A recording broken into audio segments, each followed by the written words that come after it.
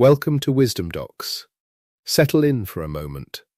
There is nowhere you need to be tonight, and nothing you need to solve before morning. Let your shoulders come down from wherever they have been holding themselves all day. Let the pillow take the full weight of your head, the way the earth takes the weight of everything laid upon it without complaint. And if your eyes are still open, you can let them close whenever they like. Because I am going to talk for a long, slow while, and the story will keep drifting forward whether you follow every word or not. That is the whole point of a place like this.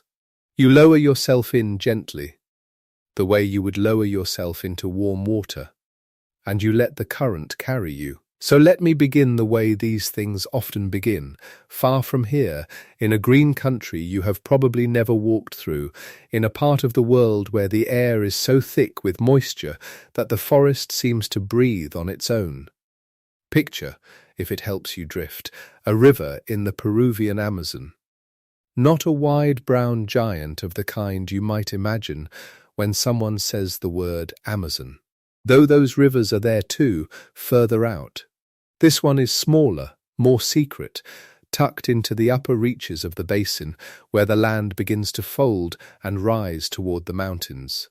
It runs for something like 6 kilometers through the trees, about 4 miles if that measure sits easier in your mind, and in its widest stretches it opens to roughly 25 meters across, near enough to 80 feet, and it deepens in places to about 6 meters, some 20 feet from surface to bed. That is a real river. That is not a puddle, not a spring, not a trickle you could step across. It is wide enough to swallow a boat and deep enough to drown in. And it is hot. Not warm, not pleasantly bath-like, though there are stretches where it is exactly that, where the water would feel like the most comfortable soak you have ever eased into. But follow it far enough, walk its banks long enough, and you reach reaches where the temperature climbs and climbs until the water is running in the high 80s, the high 90s, measured on the Celsius scale, and at the very hottest points it touches 100 degrees. 100 degrees Celsius. That is boiling. That is the temperature at which water in a kettle begins to shudder and roll and throw up steam, the temperature that cooks an egg, the temperature that no living creature can survive being lowered into. The average across the hot section is often given as something around 86 degrees, and I want you to sit with that number for just a moment, because 86 degrees is far past the point where flesh gives up. This is a river you could brew a cup of tea from, straight from the current, and the people who live beside it do exactly that. Now here is the thing I want to tell you first, the thing that is hard to look at directly, so I will say it softly, and then we will move gently past it. The way you would step past something on the trail you would rather not stare at. If an animal falls into the hot reach of this river, it does not simply drown. It is cooked alive. And there is a detail that everyone who has stood at the bank and watched it happen carries away with them. A detail that fixes itself in the memory and will not leave. The eyes go first. Before anything else, before the water works its way inward toward the heart, the eyes cloud over. They turn from dark and wet and living to a flat, blind white, almost in an instant, the way the white of an egg turns solid the moment it meets the pan. The creature is boiled from the outside in, and the first thing the heat takes is the sight. The scientist who has spent years with this river has seen it himself, has seen the small boiled bodies turning in the current, frogs and other creatures that misjudged the bank or lost their footing, and he does not describe it lightly. I tell you this not to frighten you, and certainly not to keep you awake, but because it is true. And because the terror of it is precisely what makes the beauty of the rest of the story land the way it should. This river is not gentle. It does not pretend to be. And the people who have lived alongside it for longer than anyone can properly count have always understood that it is a thing to be approached with care, with respect, with the kind of caution you would give to any power that could kill you without malice and without even noticing that it had. So already you have a river 6 kilometers long, wide and deep and full-throated, running hot enough to boil. And now I am going to give you the piece that turns this from a curiosity into a genuine puzzle. The piece that made people who study the earth for a living shake their heads and say, no, that cannot be. Not like that. Not there. When you find water this hot coming up out of the ground, anywhere in the world, at nearly any scale, the explanation is almost always the same, and it is almost always close by. The heat comes from a volcano.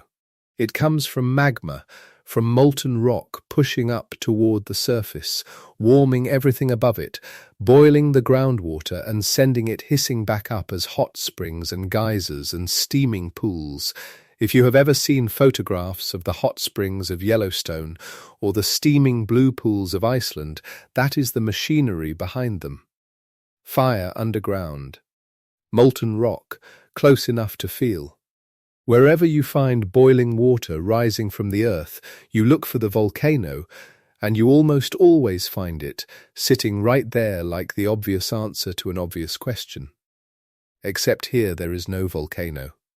The nearest active volcanic center, the great arc of fire that runs down the spine of the Andes, is around 700 kilometers away. Over 400 miles. That is not next door. That is not close enough to matter, not by the ordinary rules of how these things work. That is a distance so great that no geologist, looking at the map, would ever expect to find a boiling river at the end of it.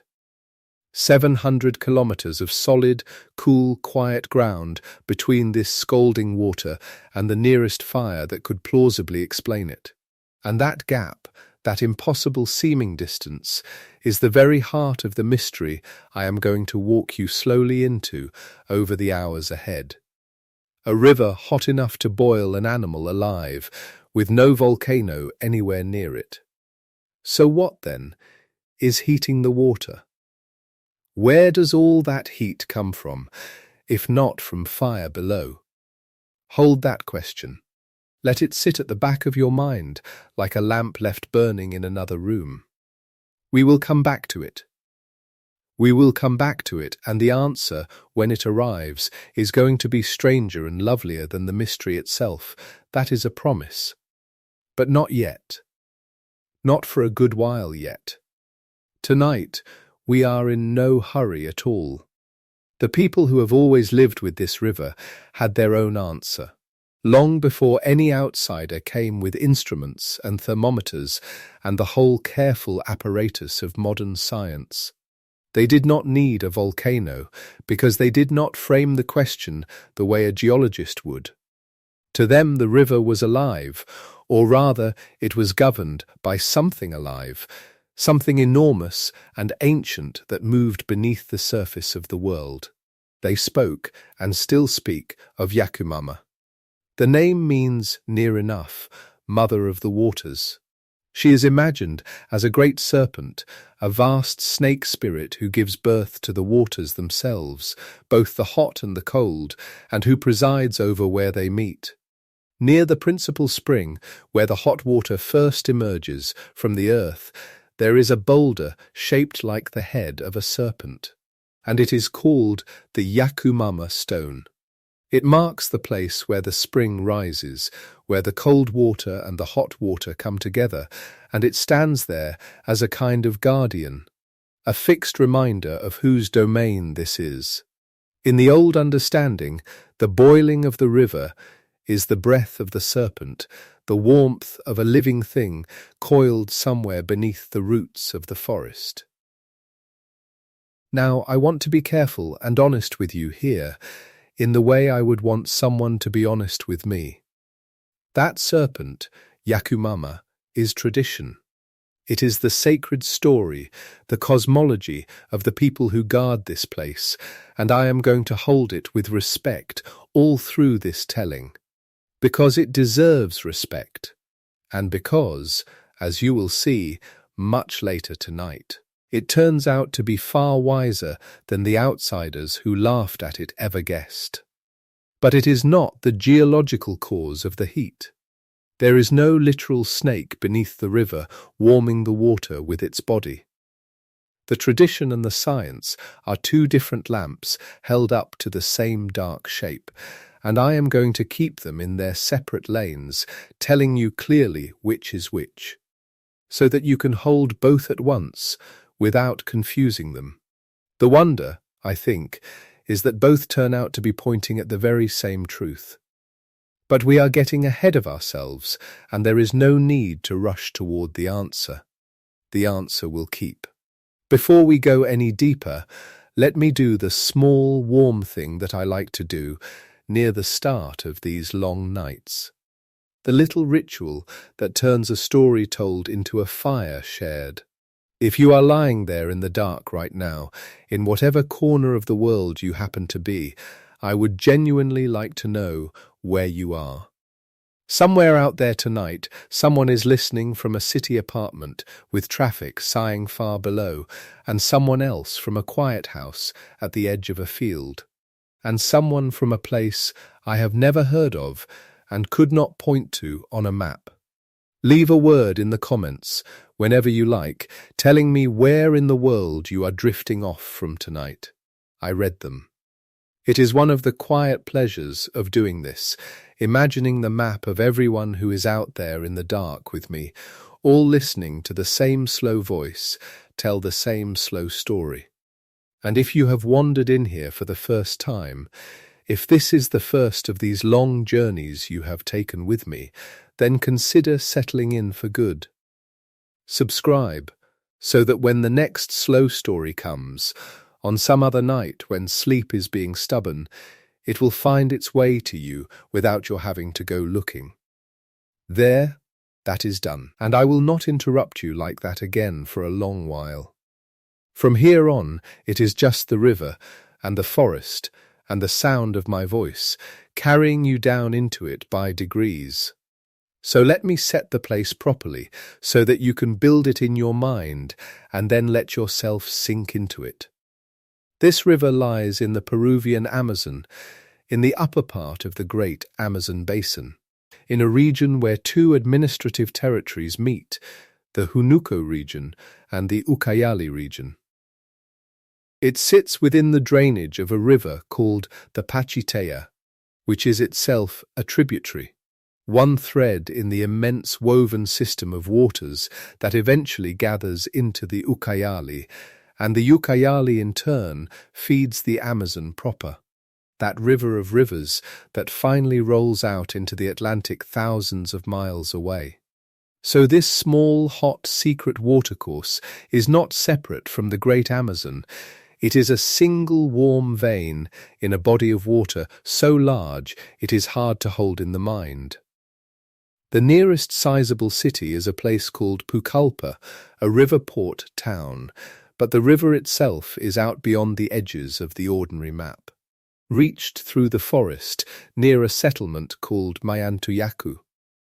And that name, Mayantuyacu, is worth holding on to, because it is not only a place on the land, it is a sanctuary.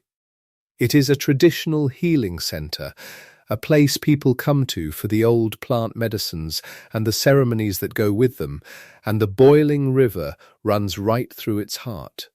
The water and the steam are treated there as sacred, as curative, as part of the medicine itself.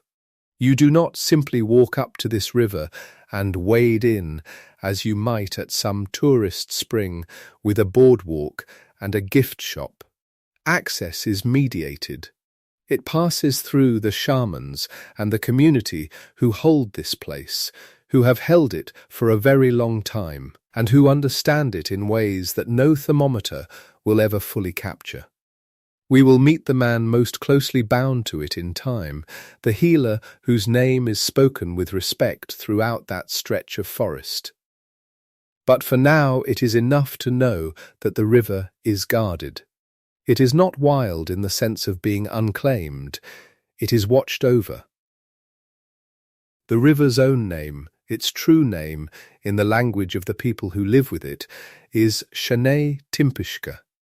Say it slowly to yourself, the way you might say the name of a place you loved as a child.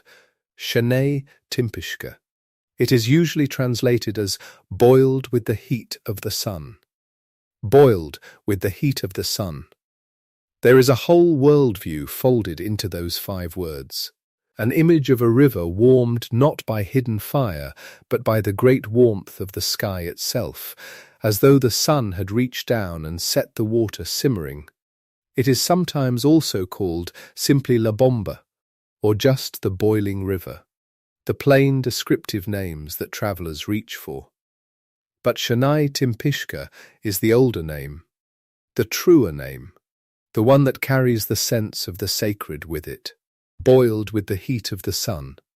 Keep that phrase somewhere warm in your mind as we go, because there is a quiet irony hidden in it that will only reveal itself much later, when we finally trace where the water really goes and where it really gets its heat.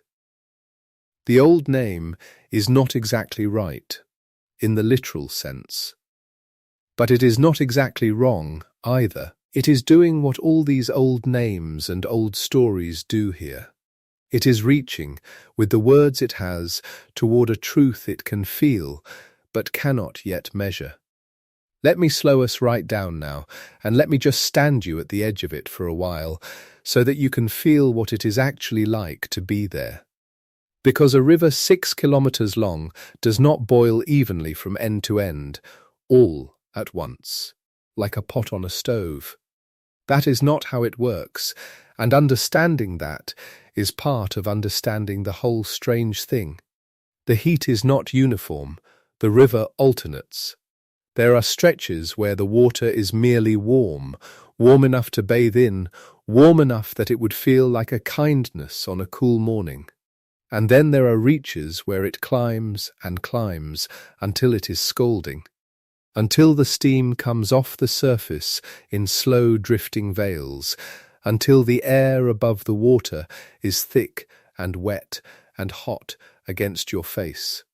And these hot reaches are fed by discrete points, by individual hot springs and seeps that push warm and scalding water up out of the ground and into the flow, so that the river is really a long conversation between hot inputs and the cooler water carrying them along. That means the temperature you feel depends entirely on exactly where you are standing. Move a few meters upstream or down, and the water at your feet might be a completely different thing. In one spot, you could ease in and soak in comfort. A short walk away, that same river would take the skin off you before you could pull back. Cold tributaries mix in along the course, threads of cooler water braiding through the hot, so that the whole system is a shifting patchwork of temperatures rather than a single steady heat. A few meters can be the difference between a warm bath and a fatal one. And the people who know this river know it the way you know the safe and unsafe boards of an old staircase in the dark. They know where you may step and where you must not. They know which pools will heal you and which will kill you, and the knowing is not written down anywhere. It is carried in the community, passed along, held in the bodies of the people who have lived their whole lives on these banks. Stand there long enough at the edge of one of the hot reaches and let your eyes adjust, and you begin to see all the small signs of the heat working its way out of the earth. The steam, first of all, rising off the surface in the cooler air, curling and drifting and thinning as it lifts into the canopy. Along the banks there are hot springs and seeps, little thermal features where the warm water finds its own way up through the mud and the stones, so that the ground itself in places is warm to the touch, alive with heat that has come from somewhere far below.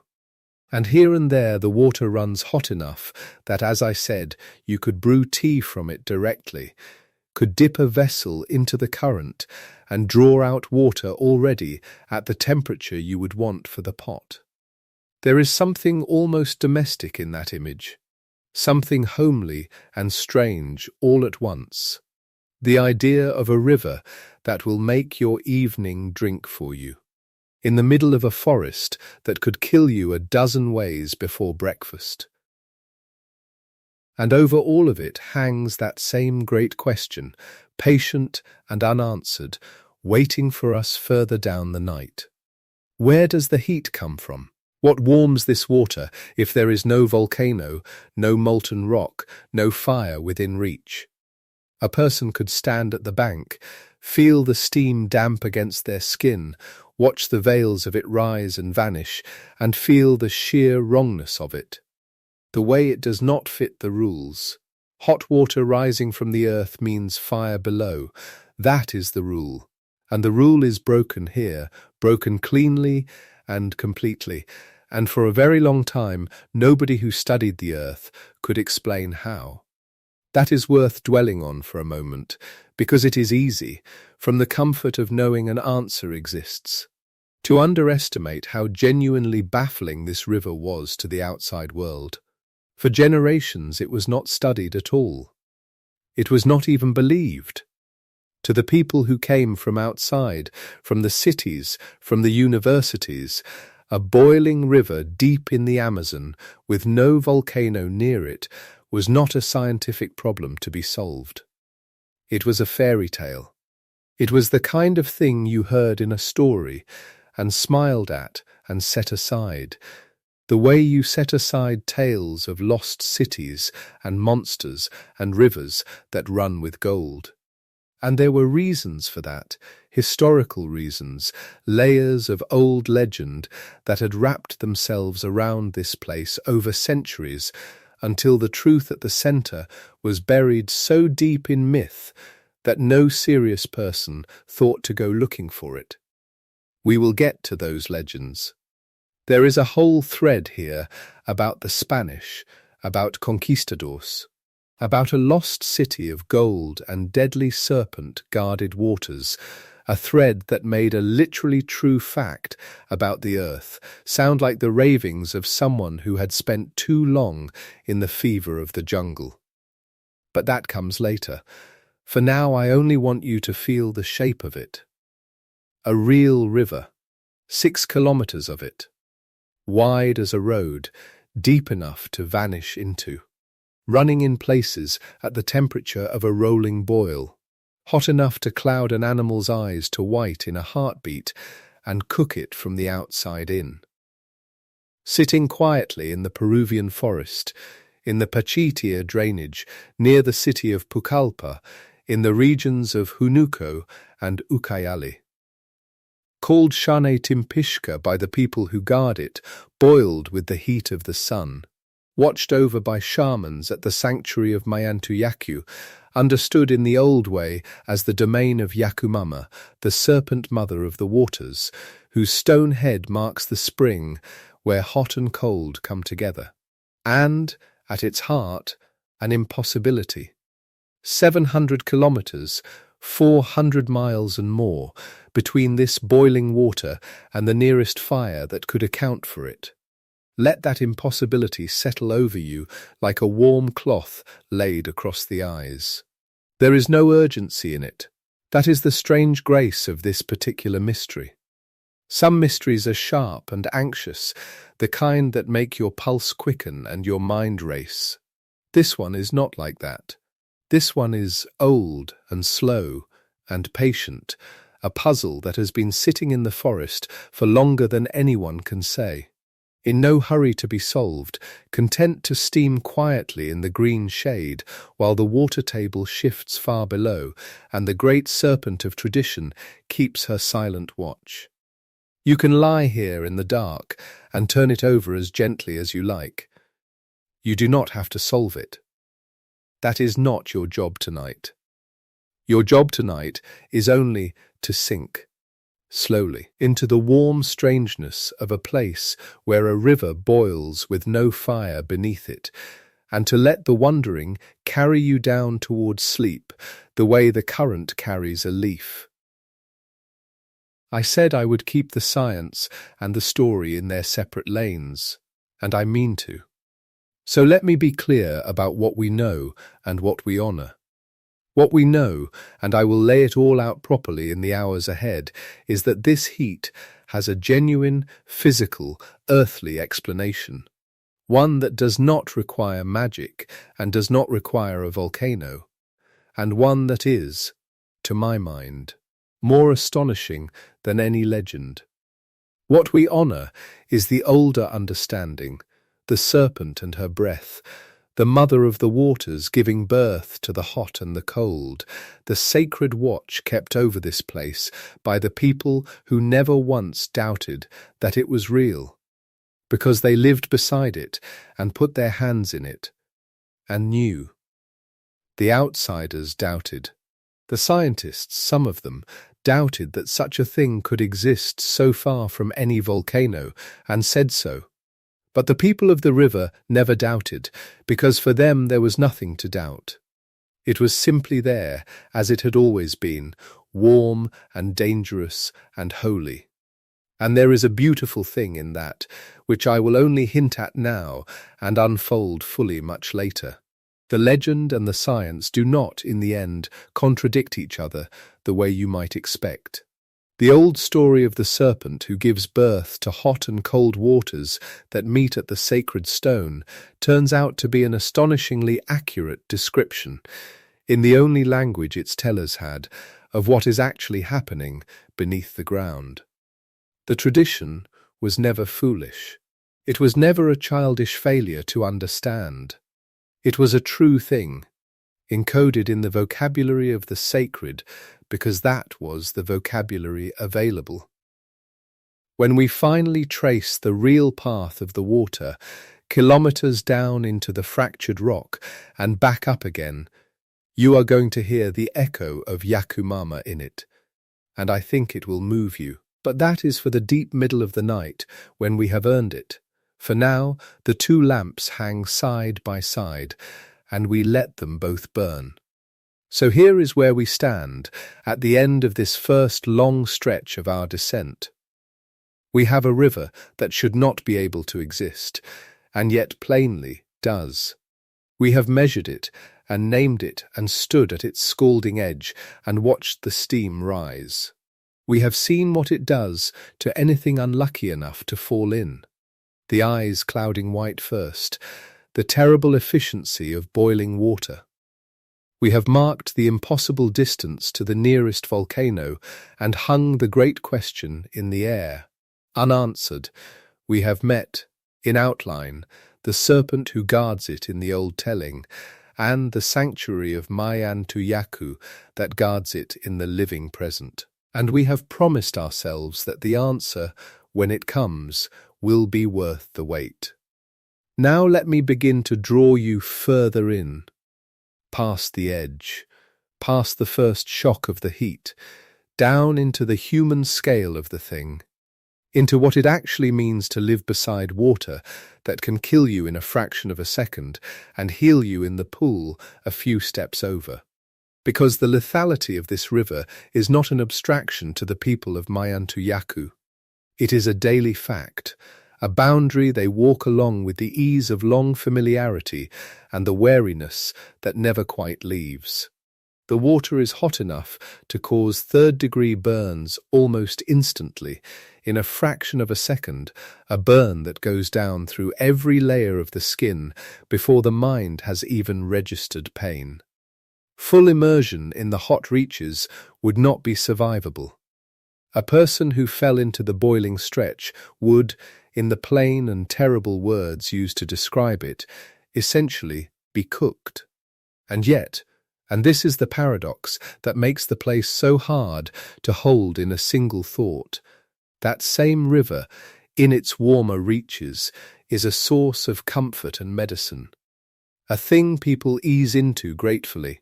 A thing they brew their tea from and bathe in and treat as a gift. Life and death braided together in a single winding current, decided by nothing more than where along the bank you happen to place your foot. I want to take you into that braided contradiction now, slowly, the way the people who live there move through it, with respect and without fear, understanding exactly where the lines are drawn. The river does not announce itself. There is no sign, no railing, no warning colour in the water that separates the reach where a person might wade and emerge unharmed from the reach where they would not emerge at all. The boundary is invisible, and it moves, depending on the season, depending on how much rain has fallen in the highlands, depending on which cold tributary has added its volume to the flow at a given point, and by how much. You learn it by watching the steam. You learn it by placing a hand flat above the surface, the way you might above a stove burner to find the hot zones, the places where the air itself recoils. You learn it, if you are of the community that has always lived along it, by having been taught it the way children everywhere are taught the edges of the things that can kill them. Not with terror, but with calibrated, inherited knowledge passed from the hands of an elder to the hands of a child. And even so, even with all of that knowledge, even with a lifetime of proximity, the river asks for attention. Always, Andrés Ruzo has described placing his hand just above the surface and feeling his skin begin to react before he touched the water at all, not the hand plunging in. Not contact, only proximity. The heat radiating upward from water that sits at or near the boiling point at that altitude, which is a number that means something very specific to the body long before the intellect can process it. At that temperature, the damage to human tissue is not gradual. It is not a matter of held for 5 seconds, held for 10. The third-degree burn, the kind that goes through the outer layer of skin, through the dermis beneath it, down toward the fat and tissue below, happens in a fraction of a second. The skin does not have time to send a warning. The pain arrives, if it arrives at all in that first instant, already behind the event, a report from a disaster already completed. This is the hardness of what the river is. And the people of Mayantuyacu know it entirely. They know it in the same way that fisher families on the open sea know the particular quality of a rising swell that means turn back now. The kind of knowing that does not require discussion because it lives in the body as much as in the mind. When they carry water from the river for cooking or for ceremony, they know which pools, which bankside seeps, which quiet eddies at the margins of the main current are safe to approach and which are not, and they carry that knowledge lightly, the way all essential knowledge is carried, as simply the shape of the world they live in. The steam is the river's most visible self. It lifts off the surface in long, slow columns, braiding and thinning as the air moves through the canopy above. On cool mornings, when the temperature difference between the air and the water is at its greatest, the steam can be thick enough to blur the far bank, to make the river look like a thing dissolving into the sky. Ruzo has described walking along the bank through patches of this steam, feeling the warmth of it against his face, watching the green of the forest go soft and indistinct behind it, and understanding in a very physical way that he was standing inside something genuinely unusual in the world, something that the academic category of geothermal feature does not quite capture. Because the word feature suggests a point on a map, a discrete location. not a living river 6 kilometers long and up to 25 meters wide, exhaling heat into the canopy above. The hot springs and seeps along the banks are smaller windows into the same system. They bubble quietly from the earth, small enough to cup in your hands, each one a separate mouth of the same deep plumbing, and it is here, in these calmer peripheral sources, that the healing and the tea-making happen. The water that feeds these seeps is the same water that heats the main channel. But where it emerges slowly through narrow gaps in the rock or through the soft sediment at the bank's edge, it arrives at a temperature that the body can use. Locals fill vessels here. Visitors, those who have been brought to the place with care and with the understanding of what it is, are sometimes allowed to hold their hands in these smaller sources and feel the warmth move into them. The warmth is the warmth of the deep earth, the warmth of a planet that has been generating its own internal heat for 4.5 billion years and that channels a part of that heat. Here, in this valley, in the Peruvian Amazon, up through fractures in the rock, and out into the air and the water of the forest. You can brew tea from it. This is the detail that for many people makes the temperature finally real in a way that all the degree numbers cannot. Not a kettle, not a fire, the river itself. You lower a vessel, you hold it in the current at the right point along the bank, and the water does what boiling water does to dried leaves, and it does it because the water is boiling, or close enough to make no practical difference. The people who live there do this. They have always done this. It is not a curiosity for them. It is just one of the things the river provides. But the river does not run at the same temperature everywhere, and this is the detail that matters most if you want to understand how a community can live beside something so extreme and not be in constant danger from it. The heat is not uniform. It does not flood the entire 6 kilometers with uniformly lethal water from one end to the other. Instead, it pulses. It varies.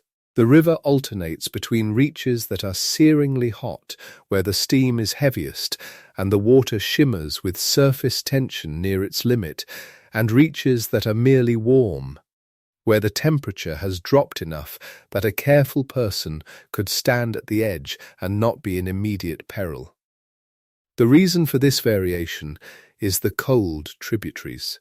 Along the course of the hot river, smaller streams join it. These tributaries carry water at ambient forest temperature, cool by comparison, and where they enter the main channel they push back against the heat, mixing cold into hot, lowering the temperature in the immediate area of their confluence. A few meters upstream of one of these confluences, the water might be 70 or 80 degrees. A few meters downstream of where the tributary has blended in, it might be 50. And a few meters further on, once the cold water has been absorbed and the geothermal heat has reasserted itself, it might be climbing back toward 90. The river breathes, thermally speaking.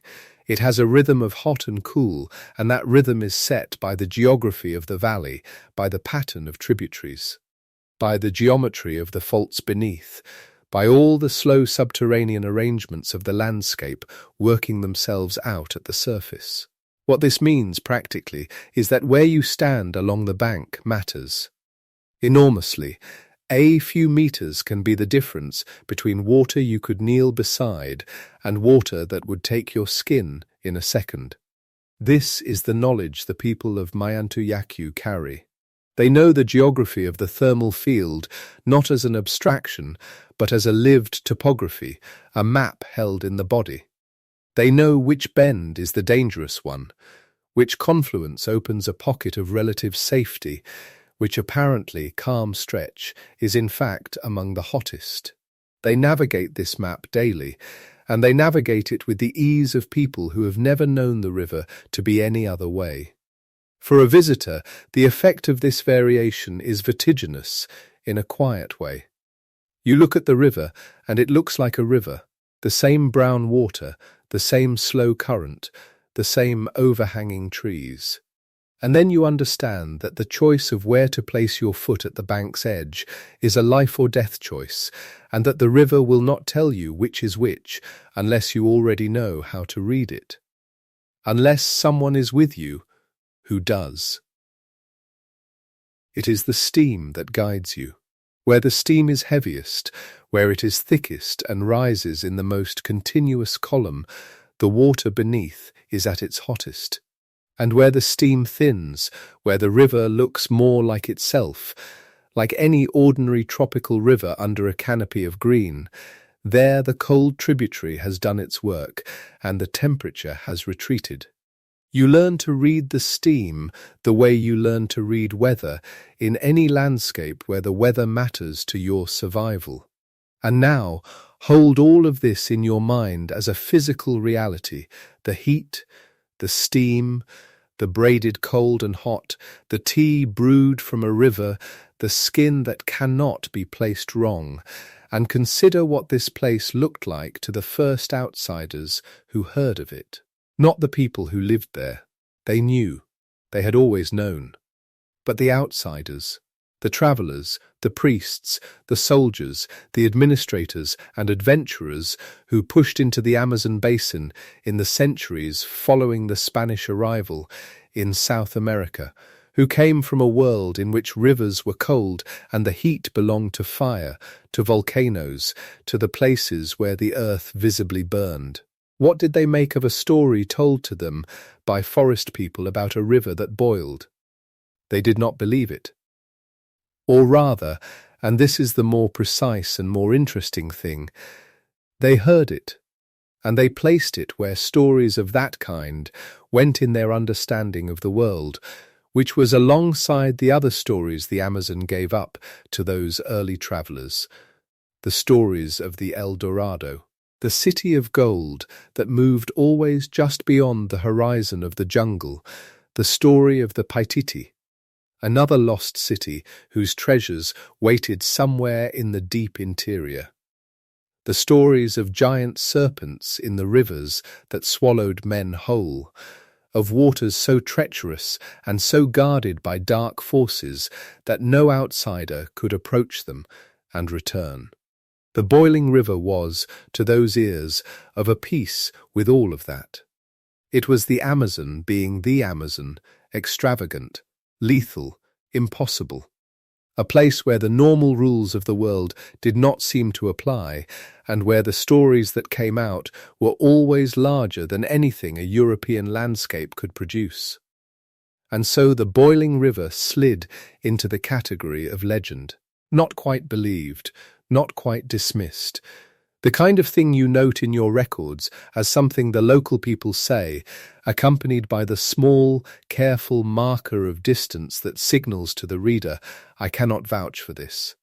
The kind of thing that gets passed from one account to another, gathering the patina of folktale, losing the specificity of fact, becoming, over the generations, one of those ambient stories of the deep Amazon that form a kind of imaginative backdrop to the more credible accounts, one of the things that everybody who knows anything about that part of the world has vaguely heard of and nobody has bothered to verify, because the verification would require going there, and going there is not simple, and the story was, after all, probably an exaggeration.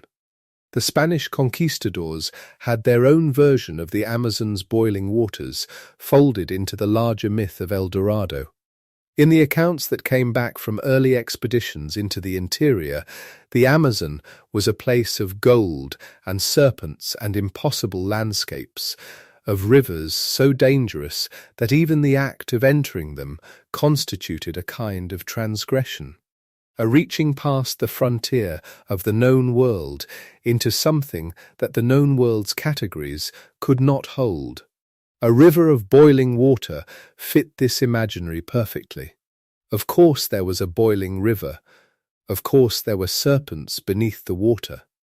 Of course, the jungle killed those who entered unprepared and rewarded those with the proper knowledge or the proper blessing with gold beyond imagining. The boiling river in these accounts was not a geological feature. It was a motif. It was the jungle's warning. It was the landscape's way of saying, "You are not equipped to be here." And within that frame, within the conquistador's narrative of the interior as a place of fabulous and lethal excess, the truth of the Shanay-timpishka was hiding in plain sight, wrapped in the language of legend so thoroughly that the fact inside it had become invisible.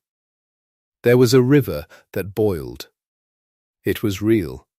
It was killing animals and heating the homes and medical traditions of a community that had lived beside it for a very long time. And nobody outside that community knew, because the only form in which the information existed outside that community was the form of a story too large to be taken seriously. This is the particular quality of the Shanay-timpishka's obscurity. It was not hidden.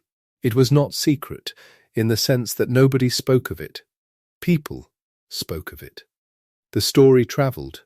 The story reached, eventually, a grandfather sitting with his family somewhere in Peru, telling his grandchildren the kinds of stories that grandparents tell.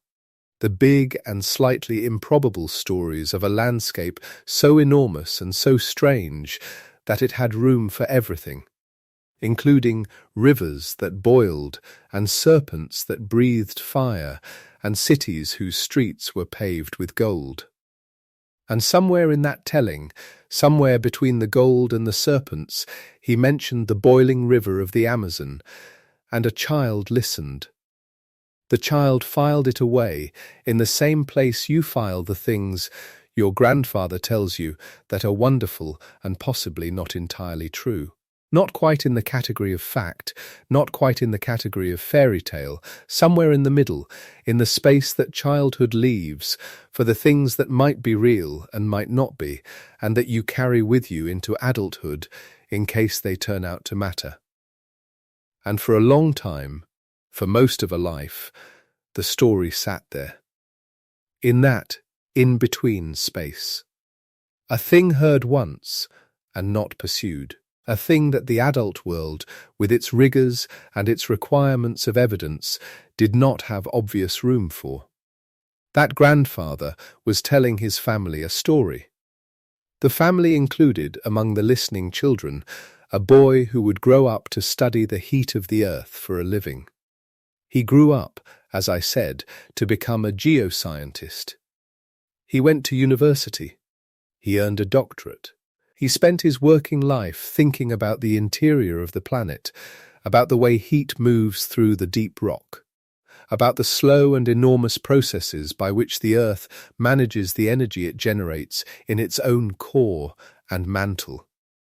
He thought, professionally, about geothermal systems, the places where the Earth's internal heat finds its way to the surface. Through volcanic vents and hot springs and fumaroles, through the quiet seepage of warm water from fractured rock. He thought about these things every day, in the language of isotopes and temperature gradients and fault geometry, in the rigorous vocabulary of his discipline. And at some point, holding the two things in his mind at once, the geoscientist's knowledge and the grandfather's story, he had a thought that changed everything. What if it was real? Not the gold, not the serpents, but the river, the boiling river. What if, somewhere in that family legend, in that conquistador myth, in that Amazon tale too large to take seriously, there was a fact that nobody had verified because nobody had thought it worth verifying? What if the exaggeration was not an exaggeration? He began to ask. He asked colleagues, he asked the scientists around him who would know if such a thing were possible. And what he found, when he asked, was a degree of skepticism that is worth pausing on, because it tells you something important about how knowledge works, about the categories we build and the things those categories can render invisible. The scientists he consulted said, in various ways and with various degrees of certainty, that a large, hot, non-volcanic river of that kind was implausible. Maybe impossible. Large geothermal features reaching near boiling temperatures are, in the scientific understanding, associated with volcanic systems, with the shallow intrusion of magma, with the heat of a volcanic chamber close enough to the surface to do the work. In Iceland, in Yellowstone, in New Zealand, in the volcanic arcs of the Pacific Rim, you find boiling springs and superheated vents, because underneath them is a magma body, a pool of molten rock that transfers its heat upward through the water-bearing rock above. That is how it works. That is the mechanism. And without that mechanism, the argument ran, you cannot have a near-boiling river at the scale the family legend described. You can have warm springs, you can have pleasant geothermal features, but a river, 6 kilometers of it, near 100 degrees? There is no volcano within 400 miles. Quick reminder, after years of lying awake with a racing mind, deep sleep finally became possible. Now learning comes easier, energy is real, and the mind stays sharp. Sleeping like a baby changed everything.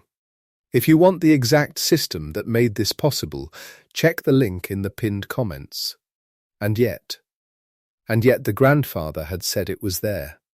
And then an aunt, one of the grandfather's daughters, a woman with no reason to perpetuate a myth for the sake of atmosphere, mentioned, in conversation, that she had been to it, that she had seen it, that it was real. She had been to it, not heard of it, not read about it, gone there, walked to the edge of it, seen the steam rising, seen the water, and understood from looking at it that the stories were, if anything, understated. That was what sent him into the jungle. Not a research grant, not a professional commission, not the formal mechanism of scientific inquiry, a family member saying, in the matter-of-fact tone of someone confirming a simple fact, yes, I have been there, I can take you. Around 2011, Andrés Ruzo, geoscientist, doctorate from Southern Methodist University, man who thought about the Earth's internal heat for a living, walked into the Peruvian Amazon with his aunt to find a river that everyone else had filed under legend. And the story, the long unfollowed thread of the grandfather's tale, led him not to a footnote in a geological survey, not to a modest warm spring that the legend had inflated into something it was not, but to the banks of the Shanay-timpishka, where the steam was already visible from a distance, rising through the canopy in the way that smoke rises from a fire, and where the temperature, when he lowered an instrument into the water, confirmed what the story had always claimed. The river was real. The river was hot. And nobody in his professional world had known. The water, when you stand close enough to feel the air above it, does not look the way danger usually looks. It does not look violent. It does not crash or surge or announce itself with the kind of sound that registers in the body as a warning.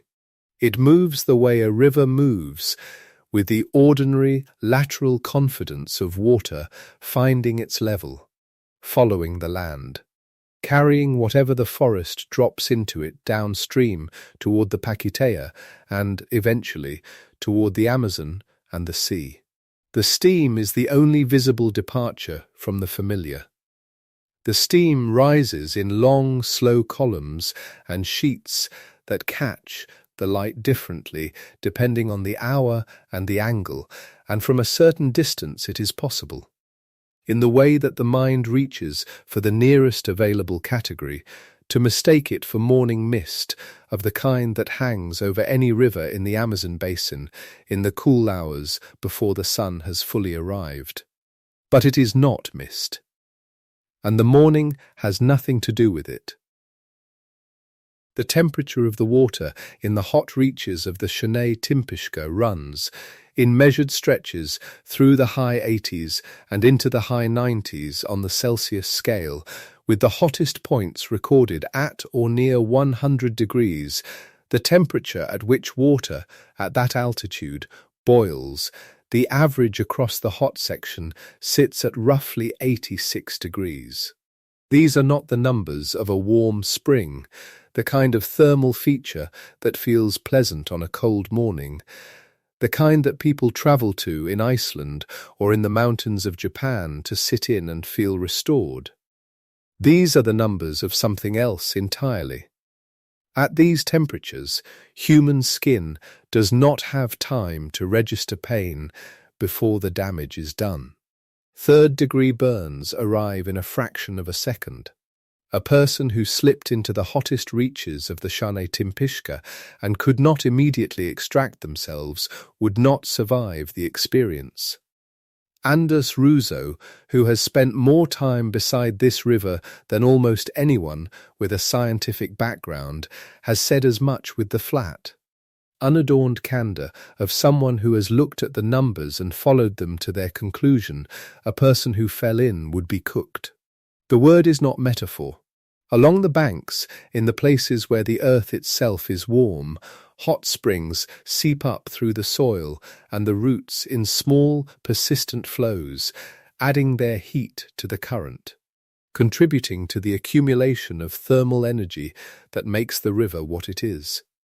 The steam that lifts from the surface condenses on the leaves of the plants that grow close enough to feel it, and those plants exist in a microclimate that bears only a loose relationship to the surrounding forest. Locals who have lived near the Shanay-timpishka and understand its rhythms have long known one of its more quietly astonishing properties, that you can brew tea directly from the water. Not from water heated over a fire, not from water carried to a pot placed above a flame, but from the river itself, drawn in a cup from the current, and left to do what boiling water does to dried leaves. The river provides the heat, the forest provides the leaves, the cup is the only thing you need to bring. And yet the river is not a uniform thing. It is not boiling end to end, scalding from its first visible reach to the point where it joins a larger system and cools and becomes part of something ordinary again. The heat is delivered in pulses, in concentrations that correspond to where the underground springs and seeps emerge, where the fault-fed water is pushed closest to the surface and joins the current in its hottest state. Between these reaches the temperature drops, sometimes sharply. Cold tributaries enter along the course, streams that have spent their entire existence above ground and have absorbed none of the deep earth's warmth, and where these tributaries join the main channel, the water that meets you is suddenly, startlingly different from the water a few meters upstream. A few meters. That is not a comfortable margin. The difference between a reach you could briefly survive and a reach that would kill you in seconds is, in places, the length of a large dining table. The river does not mark these boundaries. The steam rises from the hot sections, but the steam, in the humidity of the Amazon, does not stop abruptly at a line that a person unfamiliar with the river could read. You would need to know. You would need someone to tell you. Which is, in part, why the people who have always lived near this river have always been the ones who mediated access to it, not as an act of mystification, but as a straightforward consequence of knowing which few meters were safe to stand beside and which were not. Quick reminder, after years of lying awake with a racing mind, deep sleep finally became possible. Now learning comes easier, energy is real, and the mind stays sharp. Sleeping like a baby changed everything.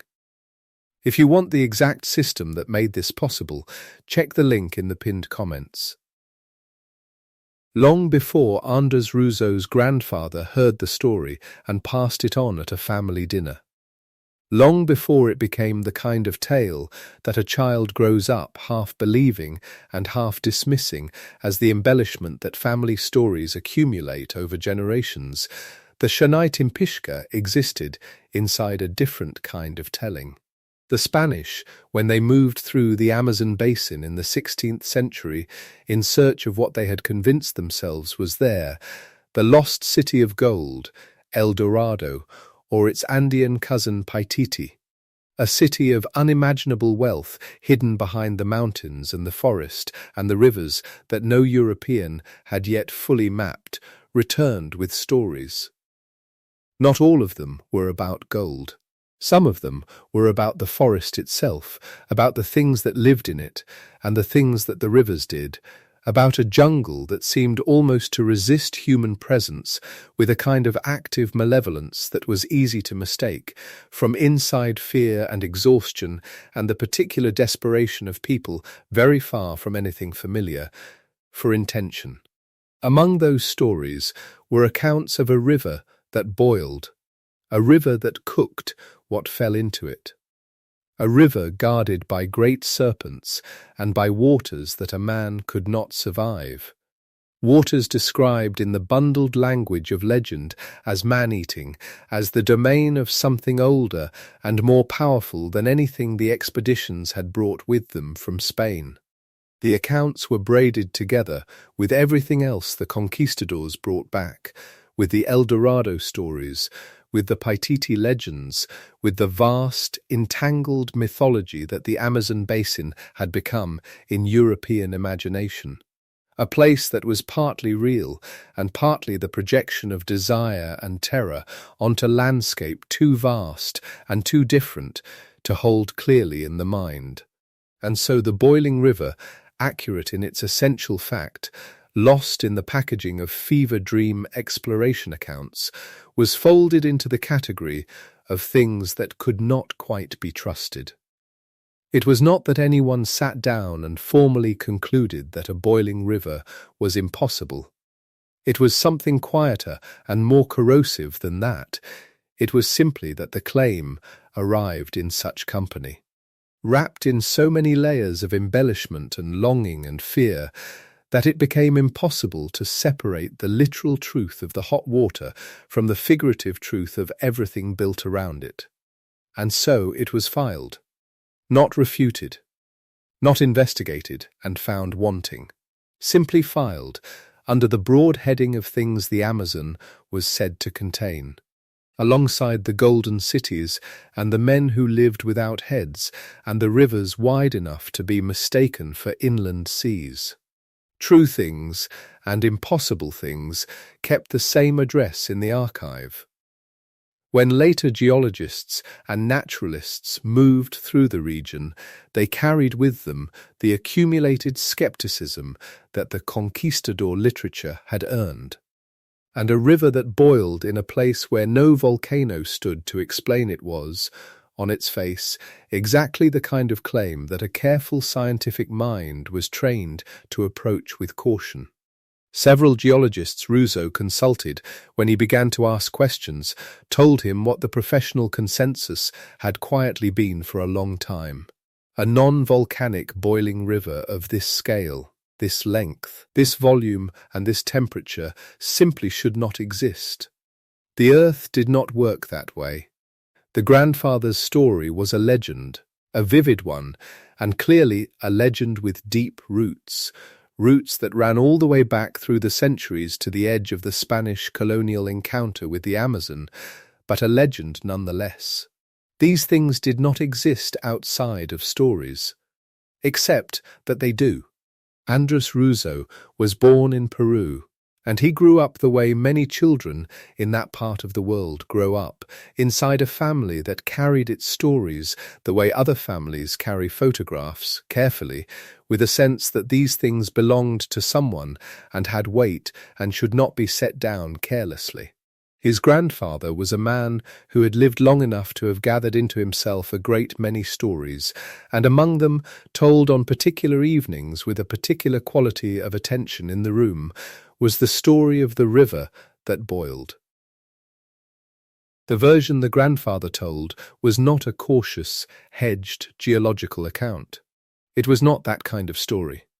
It arrived the way the older Amazon stories always arrived, freighted with gold and with danger, and with the particular atmosphere of a world that was understood by the people who had tried to enter it and failed, to be fundamentally hostile to the ambitions of men who arrived expecting to take what they wanted and leave. There were the conquistadors in the grandfather's telling, and there was the jungle, and the jungle was full of things that killed you, and among those things was a river that burned, a river that cooked whatever fell into it, a river that a sensible person, encountering it, would understand immediately as a boundary. Here is a place that does not want you, and would retreat from accordingly. Ruzo heard this story as a child and held it in the part of his mind where children hold the things adults tell them that feel too large and too strange to be entirely real. It was a legend. He understood it to be a legend. The grandfather was not presenting it as a news report or a field note. He was presenting it as something that had been true once, or that existed at the edge of the true and the half-true the way so many Amazon stories do, and young Anders filed it there, in that uncertain space, and went on with the ordinary business of growing up. He grew up, as it happened, into someone who thought professionally about the earth and its heat. He became a geoscientist, the kind of person whose work involves understanding how energy moves through the interior of the planet, how heat generated deep in the crust and the mantle finds its way upward through rock and water, through faults and fissures, through the long, slow plumbing of a planet that has been conducting this business of internal thermodynamics for longer than almost anything else on the surface of it. He earned his doctorate at Southern Methodist University in Dallas, and he built his professional life around exactly the questions that the grandfather's story, in a certain light, seemed to be asking. He knew, the way any geoscientist knows, that hot water in the earth is not magic. It is mechanics. It is pressure and temperature and the properties of water and the geometry of rock. And it follows rules, and the rules can be understood. But a boiling river, that far from a volcano, that was, professionally speaking, exactly the sort of claim that should make a trained geoscientist pause. Not because the earth does not produce hot water. It produces hot water everywhere, in countless forms, in quantities that are genuinely staggering if you allow yourself to think about the full scope of what is happening beneath every surface you have ever stood on. But a river, not a hot spring, not a thermal seep, not a vent, not a fumarole, but an actual river, 6 kilometers long, 25 meters wide, up to 6 meters deep in places, running at temperatures that approached or reached 100 degrees Celsius. That was a different order of thing. And the professional consensus, when Ruzo eventually began to ask questions of colleagues, was quiet and fairly firm. Something of this scale, with this combination of flow volume and temperature, without an active volcanic system to drive it, was not something the Earth was generally understood to produce. Several geologists he consulted said as much, in the careful language that scientists use when they are trying to be respectful of someone's question, while also making clear that the answer is probably no. The grandfather's story remained, through all of this, filed in its uncertain place. Ruzo knew better than to simply abandon it. There was something in the specificity of it, the texture of it, that felt different from the pure embellishment of El Dorado or the headless men of the interior. But he also did not pursue it, not immediately, because a geoscientist who goes chasing family legends in the Amazon on the strength of a childhood story told by a grandfather is not doing science, he is doing something else entirely. And so the story sat. And then his aunt mentioned it.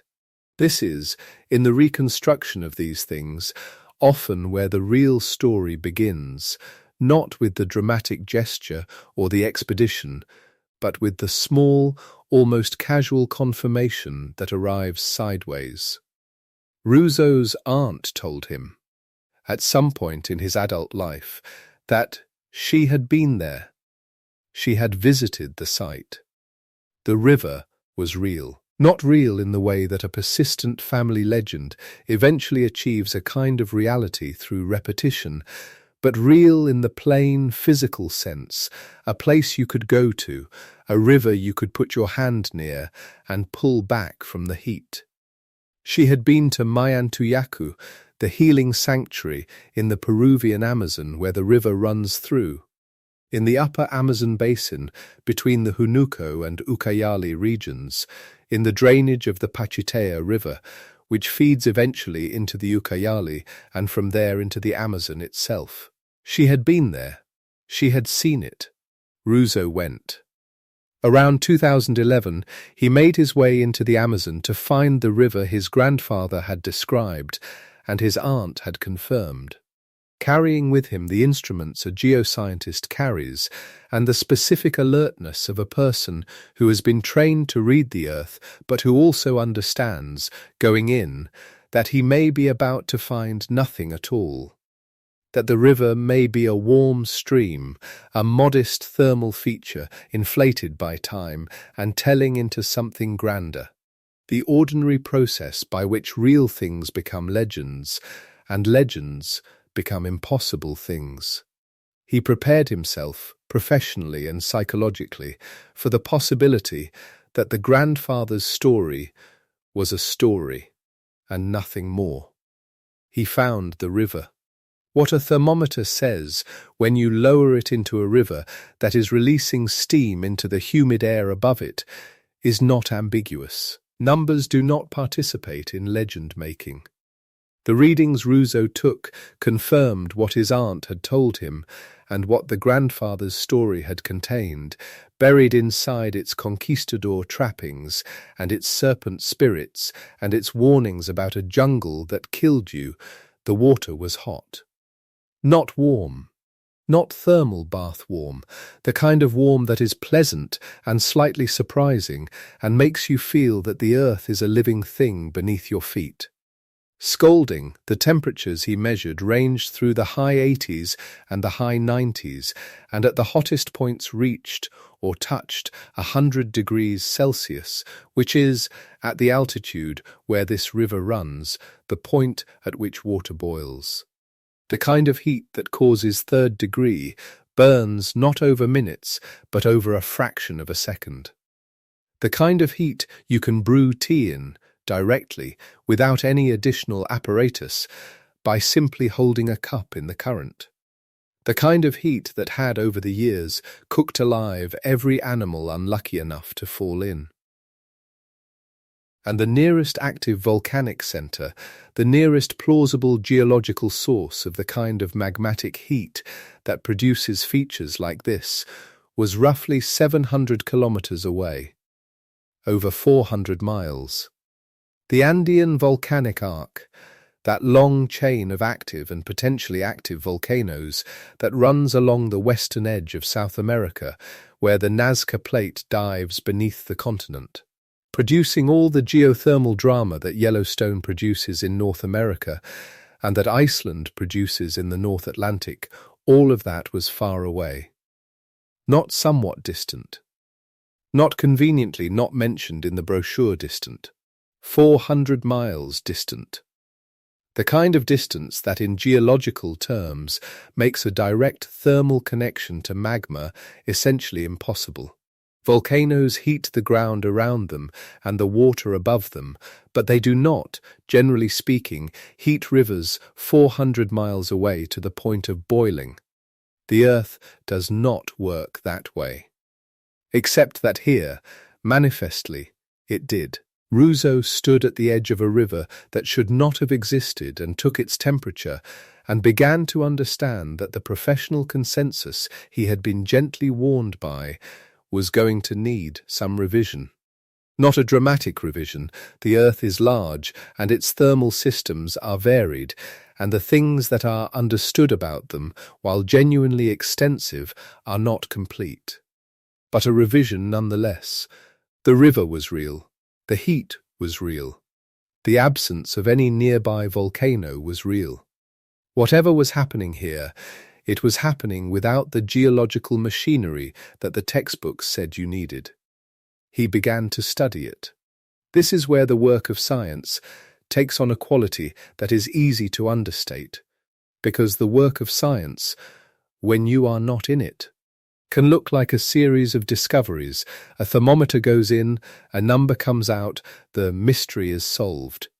The reality is slower and more layered and considerably more interesting than that. Ruzo's investigation of the Shanay-timpishka, the river whose name translates as boiled with the heat of the sun, involved not just the measurement of temperatures along its hot reaches, but the collection and analysis of the water itself, the actual molecules of liquid that were arriving at this surface, scalding and steaming, in the middle of the Amazonian lowlands with no volcano to explain them. What you do with a water sample when you want to understand where the water came from is you look at its isotopes. This is one of those techniques that sounds more arcane than it is when you understand what isotopes actually are. They are simply variants of the same element that have slightly different masses, slightly different atomic weights, and those differences in mass mean that they behave slightly differently in different environments. Water that has passed through a volcanic or magmatic system carries a particular isotopic signature. It has been in contact with molten rock, with the deep interior of the planet, with the mineral chemistry of the mantle.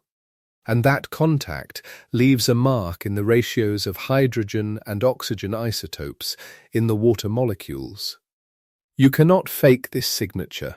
It is not a label that can be removed or altered. The isotopes carry, in themselves, the record of where the water has been.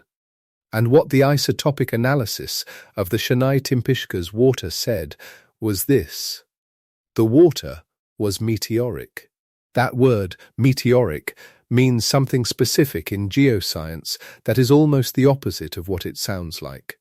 Meteoric water is not water from meteorites, from space. Meteoric water is rainwater, water that fell from the sky as precipitation, that landed on some surface somewhere, that entered the ground and moved through the subsurface in the ways that groundwater moves. The meteor in meteoric is the Greek word for things in the air, the same root that gives us meteorology, the study of atmospheric phenomena. Meteoric water is atmospheric water, sky water, rain, the water in the Shanay-timpishka, the water that was hot enough to cook an animal alive, the water that arrived at the surface in a scalding cloud of steam in the middle of the Peruvian Amazon. That water was rain. Let that settle for a moment, because it is stranger and more beautiful than the mystery it replaces. The water that scalds you when you stand too close to the riverbank at Mayantuyacu fell from the sky, somewhere in the region, as ordinary tropical rainfall. It fell on the forest or on the flanks of some highland above the basin, the way rain falls everywhere in the Amazon basin, which is to say in quantities that seem almost excessive to anyone who has not stood in a tropical downpour and tried to hold a conversation through it. It fell, and it landed, and it did what water does when it meets the earth. It began to move through it.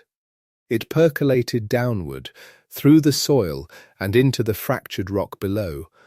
following the paths of least resistance through the geology, the cracks and fissures and fault plains that run through the sub-Andean fold and thrust belt, the zone of crumpled, deformed rock that lies in the deep sedimentary basins east of the Andes, where the pressure of the collision between the Nazca Plate and the South American continent has buckled and folded and faulted the rock in ways that are still, in places, being worked out by the people who study such things.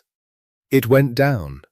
This is the part of the story that requires you to think about scale, about the genuine depth of the earth beneath whatever surface you happen to be standing on, and about what happens to things that go deep.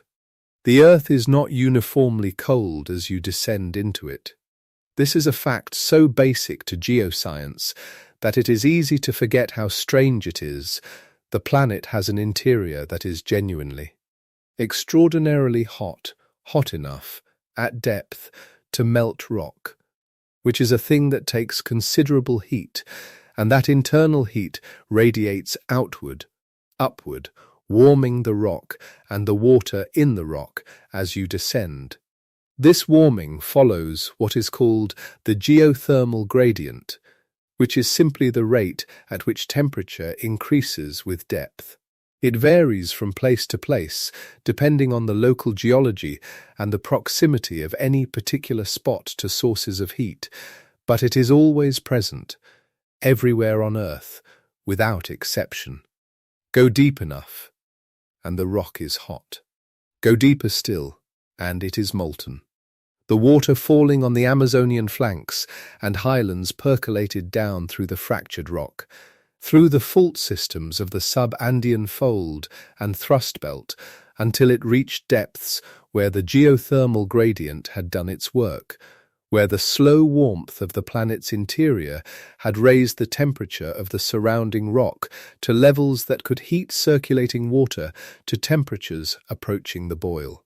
It sat there, in the heat, absorbing that warmth the way water absorbs everything, patiently, completely, with no interest in the process but an absolute fidelity to the physics of it. And then it came back up.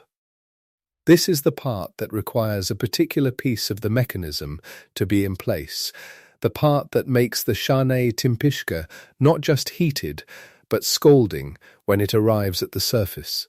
Water that is heated deep underground and then rises slowly through the rock will cool as it ascends, losing temperature to the surrounding material at the same rate, roughly, at which it gained it on the way down. By the time it reached the surface, it might be warm, it might be pleasantly thermal. It would not be near boiling.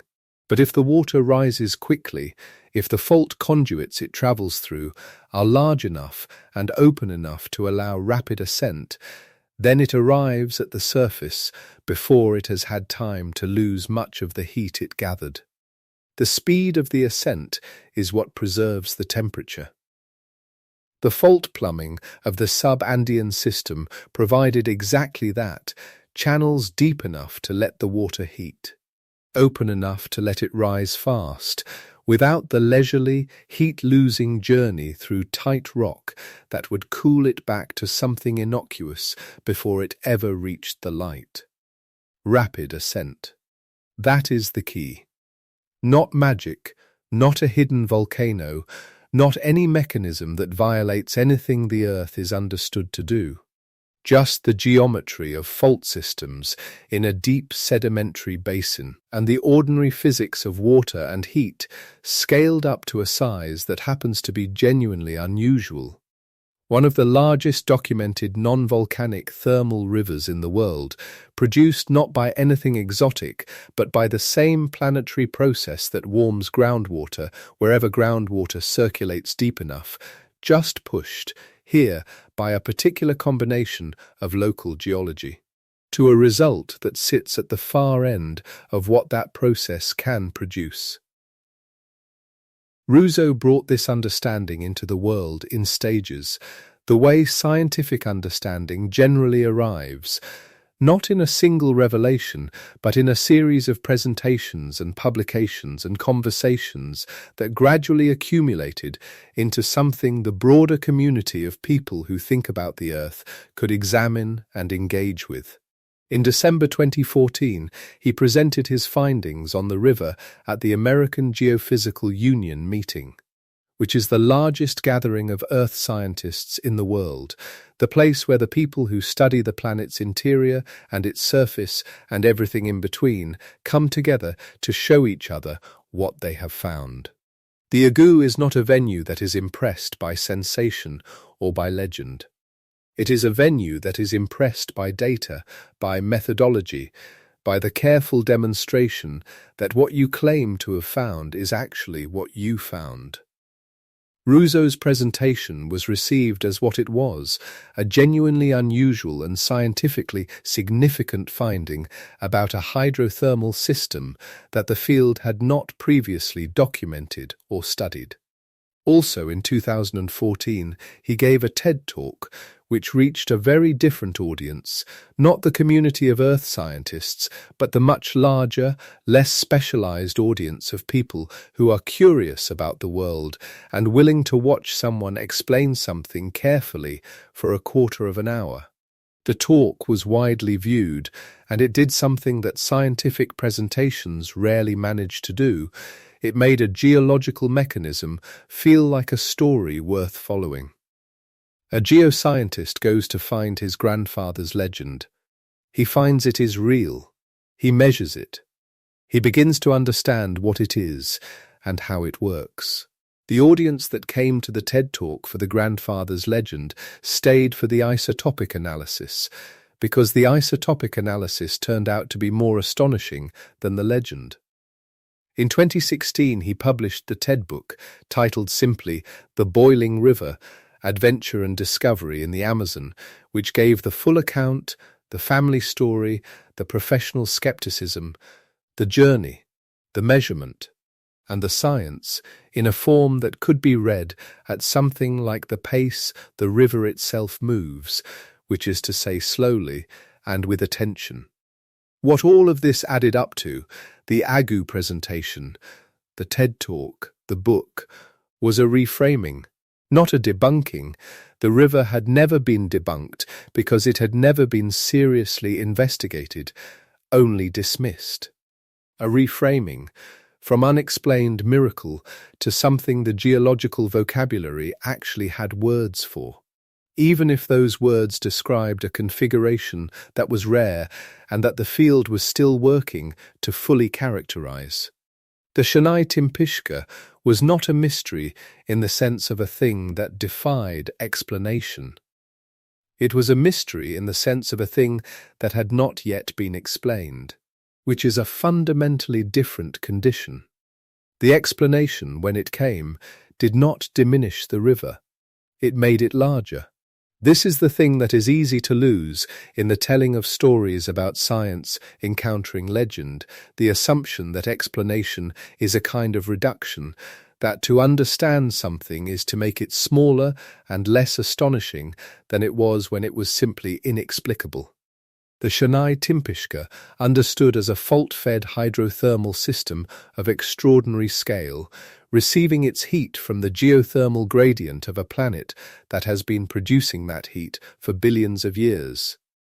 Circulating meteoric water through faults that are themselves the product of a continental collision still in slow progress. That river is not smaller than the river in the grandfather's legend. It is, if anything, considerably larger. The legend described a river that boiled and killed things and was guarded by a spirit. The science described a river that boils and kills things and is powered by the same deep thermodynamics that melts rock in the interior of a planet, delivered to the surface of the Amazon through a plumbing system made of faults that are older than any story anyone has ever told about them. The grandfather was right. The water boiled. The science agreed. The distance between the legend and the mechanism was not the distance between truth and fiction, but the distance between two vocabularies, each trying to describe the same enormous thing. And there was, it turned out, a third vocabulary, one that had been there longer than either the grandfather's conquistador-era legend or the geochemical analysis of isotopic ratios, one that had been describing this river and the system that powered it with a precision that only became legible when you held it up against the science and let the two speak to each other. The people at Mayantuyacu had their own name for what was happening here. They had their own account of the river's heat, its source, its meaning, and the shape of the power that produced it. And their account, told in the language that tradition uses, the language of spirits and serpents and the living agency of the natural world, described something that, once you allowed yourself to look at it carefully, was not so different from what the isotopes said. Yacumama, the mother of the waters. A great serpent spirit coiled in the deep places of the earth, governing the movement of water in its two temperatures, the hot and the cold, the scalding and the cool, and giving birth to both from somewhere beneath the ground. The Yacumama was not a story about a geological fault system, obviously. It was not a story that used the language of meteoric water or hydrothermal circulation or the sub-Andean fold and thrust belt. But it was a story about something enormous and serpentine and underground that moved water and made it hot, that connected the sky to the deep earth, that had been operating in this place longer than any human account of it. A giant thing beneath the ground through which water travelled, which heated the water, which sent it back to the surface scalding. A conduit, a channel, an ancient structure in the rock that the water followed downward and returned through, transformed. Ruzo, who is a geoscientist and not given to imprecision about what is a geological fact and what is a spiritual tradition, was careful in how he described this correspondence. The Yacumama is the Yacumama, a living tradition held by a community expressing a relationship with the natural world that has its own coherence and its own validity entirely independent of whether it maps onto a stratigraphic column. You do not reduce the Yacumama to a metaphor for a fault. But it is also the case that if you were trying, without modern instruments and without the vocabulary of isotope geochemistry, to describe what happens at the Shanay-timpishka, a great hidden structure beneath the earth through which water descends and rises, a coiling thing that connects deep heat to surface flow, a source of waters that are both scalding and cool depending on where you encounter them, then a serpent is not a bad description. A serpent that moves through the rock, that coils through the deep places through which water travels and is transformed. That is a description. A different kind of description from the one Ruzo published in 2014, but a description of something real. Near the principal spring where the river emerges, the place where the deep fault-delivered hot water meets the surface and begins its scalding journey through the forest, there is a large boulder. The local tradition calls it the Yacumama stone. It is where, according to tradition, the serpent's head rests, the point of contact between the deep world and the visible one, the place where hot and cold waters first encounter each other. Where you stand at the Yacumama stone, you are standing at the source, or as close to the source as the surface allows you to get, at the place where the deep fault conduits that Ruzo's work traced finally deliver their heated water back into the light. The stone marks what the geologist would call the emergence zone. The tradition marks it as the serpent's head. Both are, in their own vocabularies, correct. Ruzo began to understand this as part of what made the Shanay-timpishka genuinely unusual, not just as a geological feature, but as a place where two ways of knowing the same thing had been in proximity to each other for longer than anyone had tried to put them in conversation. The shamanic tradition at Mayantuyacu, overseen by Maestro Juan Flores Salazar, the curandero who had lived with the river and built a relationship with it and with the community that gathered there for healing and ceremony, had never stopped knowing that the river was real and that its heat came from somewhere profound. The tradition had never needed an isotopic analysis to confirm what it already understood in its own terms. The outsider dismissal, the conquistadors' legends, the geologists' skepticism had passed over the top of a community that was not, in fact, confused about whether the river existed. They were living beside it. They were healing beside it. They were conducting the ceremonies that the river made possible, using the steam and the water and the plants of the surrounding forest.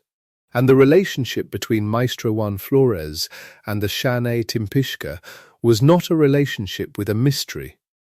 It was a relationship with a known thing, a sacred thing, a thing that had particular properties and particular demands and particular gifts to offer, but not a mystery. The mystery was, in this sense, an outsider's problem. It was a problem that arose specifically from the combination of European encounter, literary embellishment, institutional skepticism, and the absence of anyone willing to simply go there and look. The people who lived with the river did not have the mystery. They had the river. The mystery was what you got when you took the river out of context and tried to fit it into a framework that had no place for it. Ruzo's work did not dissolve the mystery so much as it rebuilt the framework. It gave the scientific community a mechanism: meteoric water, fault circulation, geothermal gradient, rapid ascent, that could accommodate the Shanay-timpishka without requiring any exception to the rules of how the earth works. And in doing so, it made visible something that the Mayantuyacu tradition had been articulating all along in its own register about the deep plumbing of this particular corner of the earth. The water is rain. It fell from the sky, as rain has always fallen on the Amazon basin, in that green, wet, perpetually renewing cycle of evaporation and precipitation that is one of the great engines of the planet's climate. It fell, and it sank into the earth, deeper than rain usually sinks, along the pathways that the faults of the sub-Andean system provided. It went down into the warmth of the planet's interior, and it came back. It came back scalding through the same fractured channels that had taken it down, rising fast enough through the open conduits to arrive at the surface with its heat largely intact. Emerging in the springs and seeps along the river corridor in the forest near Mayantuyacu, joining the flow that would become the Shanay-timpishka. The river boiled with the heat of the sun. Except that the heat, it turns out, was not from the sun at all, but from something far older and far deeper than any sun has ever reached. The sun heats the surface, the earth heats the interior. The Shanay-timpishka, in the final accounting, is heated by the earth, by the slow radioactive decay of elements in the crust and mantle, by the residual heat of a planetary formation that began 4.5 billion years ago, by all the heat that has been working its way outward through the rock since before anything alive existed on the surface to notice it. That is where the boiling comes from. Not from a volcano, not from a magma chamber 8 kilometers beneath the rainforest floor. From the planet itself, from its original and persistent and entirely non-dramatic internal warmth, delivered to the surface by a plumbing system of ancient faults in a deep sedimentary basin east of the Andes. It is not less astonishing for being explicable. If anything, it is harder to fully hold. A volcano is a specific thing, a comprehensible thing, a thing you can point to and say, there is the heat, there is where it comes from. The Shanay-timpishka is heated by the aggregate warmth of a planet. It is heated by deep time.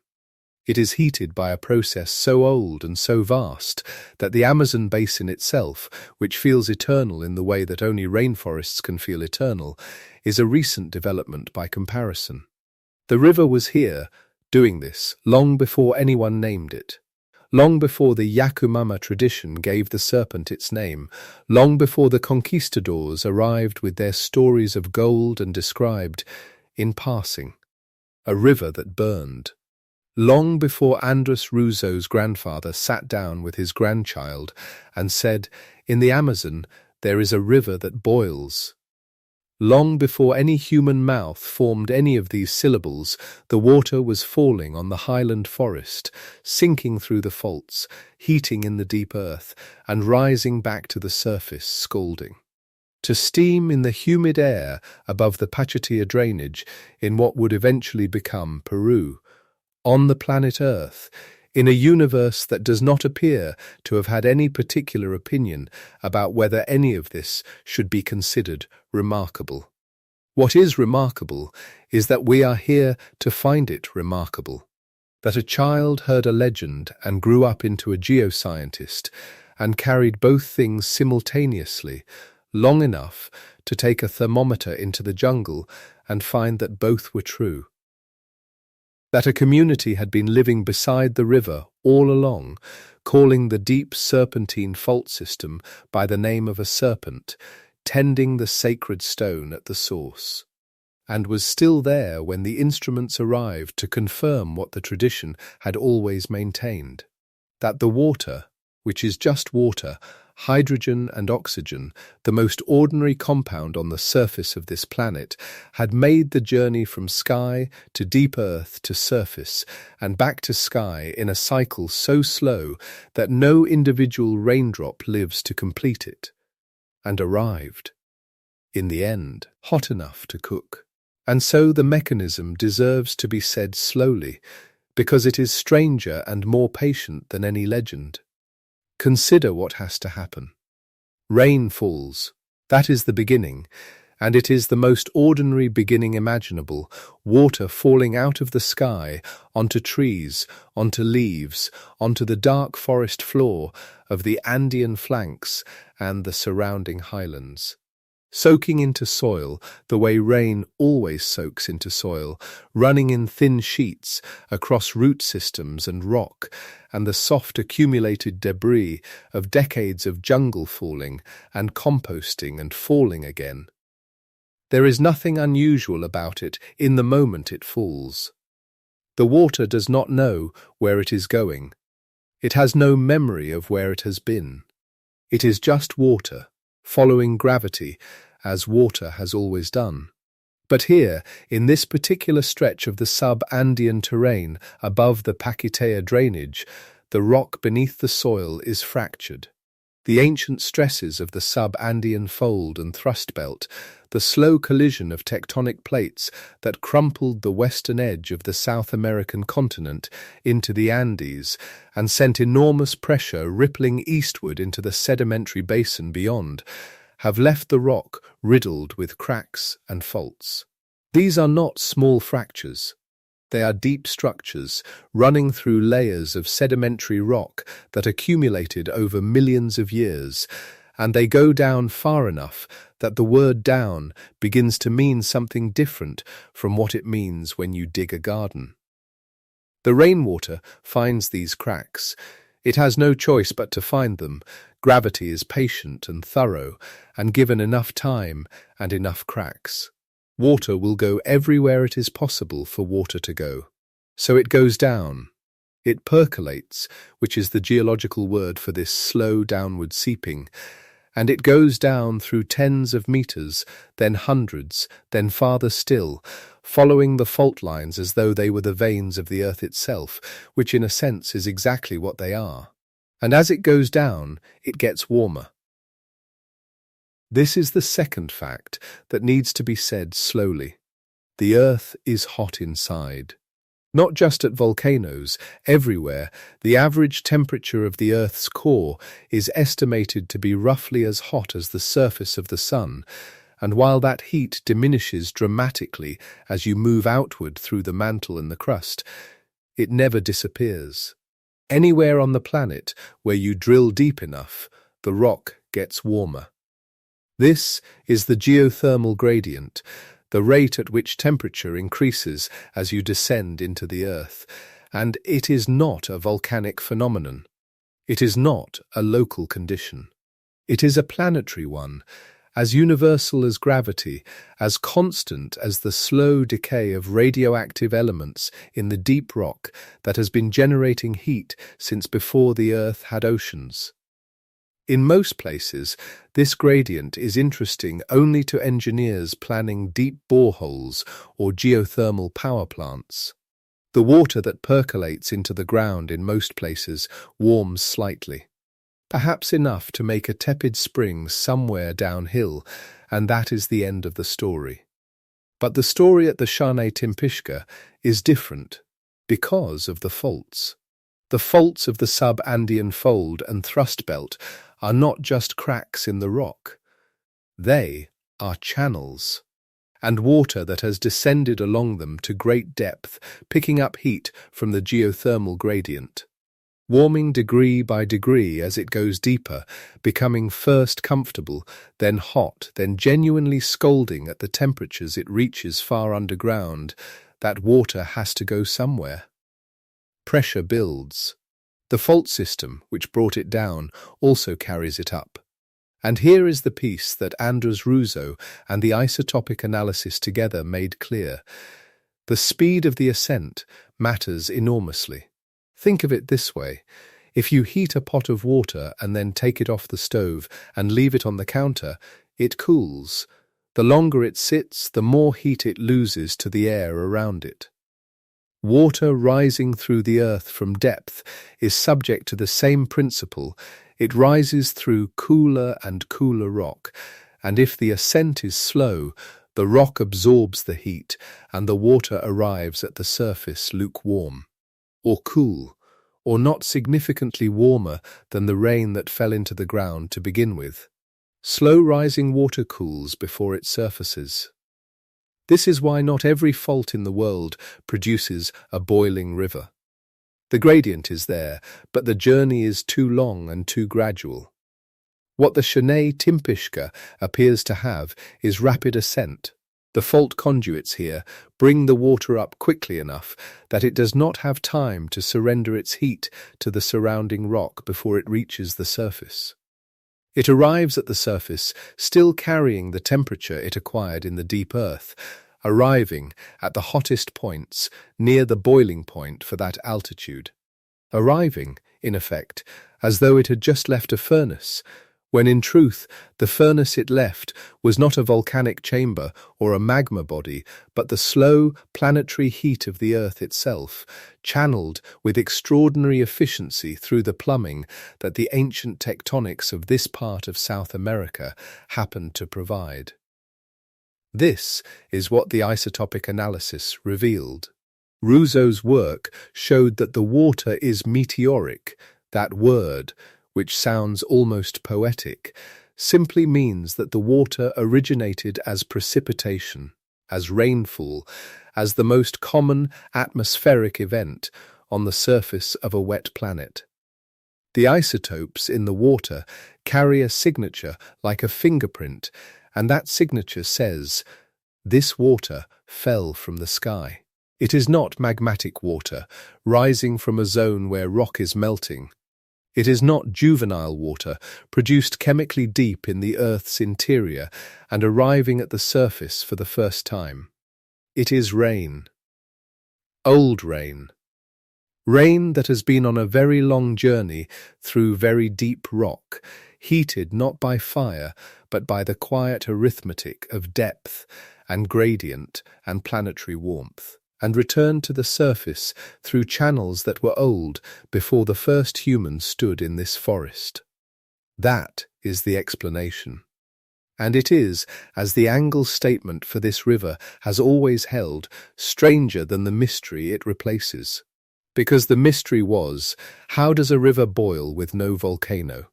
And the answer is, with enormous patience, an extraordinary fault system. And the heat that has been accumulating inside this planet since before the first raindrop ever fell. Place this beside Yellowstone, where the geysers steam and the hot springs run turquoise and orange with thermophilic bacteria, and where the heat source is a supervolcano, a vast pool of magma sitting relatively close to the surface, close enough that the ground itself is measurably deformed by its pressure, and where the hydrothermal systems are an extension of that volcanic energy made visible. Place it beside the hot springs of Iceland, where the mid-Atlantic ridge is pulling the island apart and the heat of the mantle wells up through the gap, and where geothermal energy heats the homes and swimming pools of a country that has built its infrastructure around the fact that the earth beneath it is peculiarly energetic. Both Yellowstone and Iceland produce water hot enough to boil. Both are what you would expect to find, the visible expression of volcanism, the surface symptom of a magma body beneath. The Shanay-timpishka is not that. The Andean volcanic arc, the chain of active volcanoes that runs along the spine of the Andes, is roughly 700 kilometers away, over 400 miles. There is no magma body beneath the Pakitia drainage. There is no geologic hotspot, no rift zone, no supervolcanic caldera. There is only the geothermal gradient, which is present everywhere, and the fault system, which happens to be present here in a configuration that makes the gradient legible at the surface in the most dramatic possible way.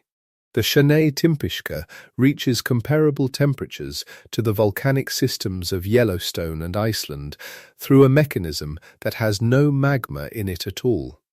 That is what makes it, in Ruzo's framing, one of the largest documented non-volcanic thermal rivers in the world. Not the hottest river anywhere. Not the only boiling river ever discovered, but one of the largest documented examples of this particular phenomenon, geothermal heat expressed at river scale through deep fault circulation with no volcanic driver. There may be others we have not found yet. That thought, too, is worth sitting with for a moment. The Earth is large, and the deep fault systems of the world's sedimentary basins have not been fully mapped or studied. And the rainwater that has been descending into them for millennia has not told us all of its stories. The Shanay-timpishka was treated as folklore for generations. It existed all that time, doing what it has always done, while the outside world considered it a myth. How many other extraordinary things exist at the intersection of real geology and legend, waiting for someone to carry both a family story and a thermometer into the right piece of jungle? Ruzo has been asking that question. And the work of asking it, the fieldwork, the sampling, the isotopic analysis, the publications, the conversations with geoscientists who initially doubted the scale of what he was describing, that work continues. The system is real, and the general mechanism is now understood in outline, but the Shanay-timpishka remains, as he has said, scientifically understudied. The specifics of its fault geometry, the precise depth at which the water achieves its peak temperature, the full hydrological budget of a system that releases a very large quantity of geothermal energy through a very large volume of hot water. These things are known imperfectly, and the imperfection is not because the system is supernatural, but because it is remote, and because the resources and time required for the kind of sustained scientific study it deserves have not yet been brought fully to bear on it. What has been brought to bear on it, for far longer than any geoscientist, is something else entirely. Maestro Juan Flores Salazar has been here. The healing sanctuary of Mayantuyacu sits near the river, in the forest, in the Pachitia drainage, and it is a place that operates on a different set of principles from the ones Ruzo carried into the jungle.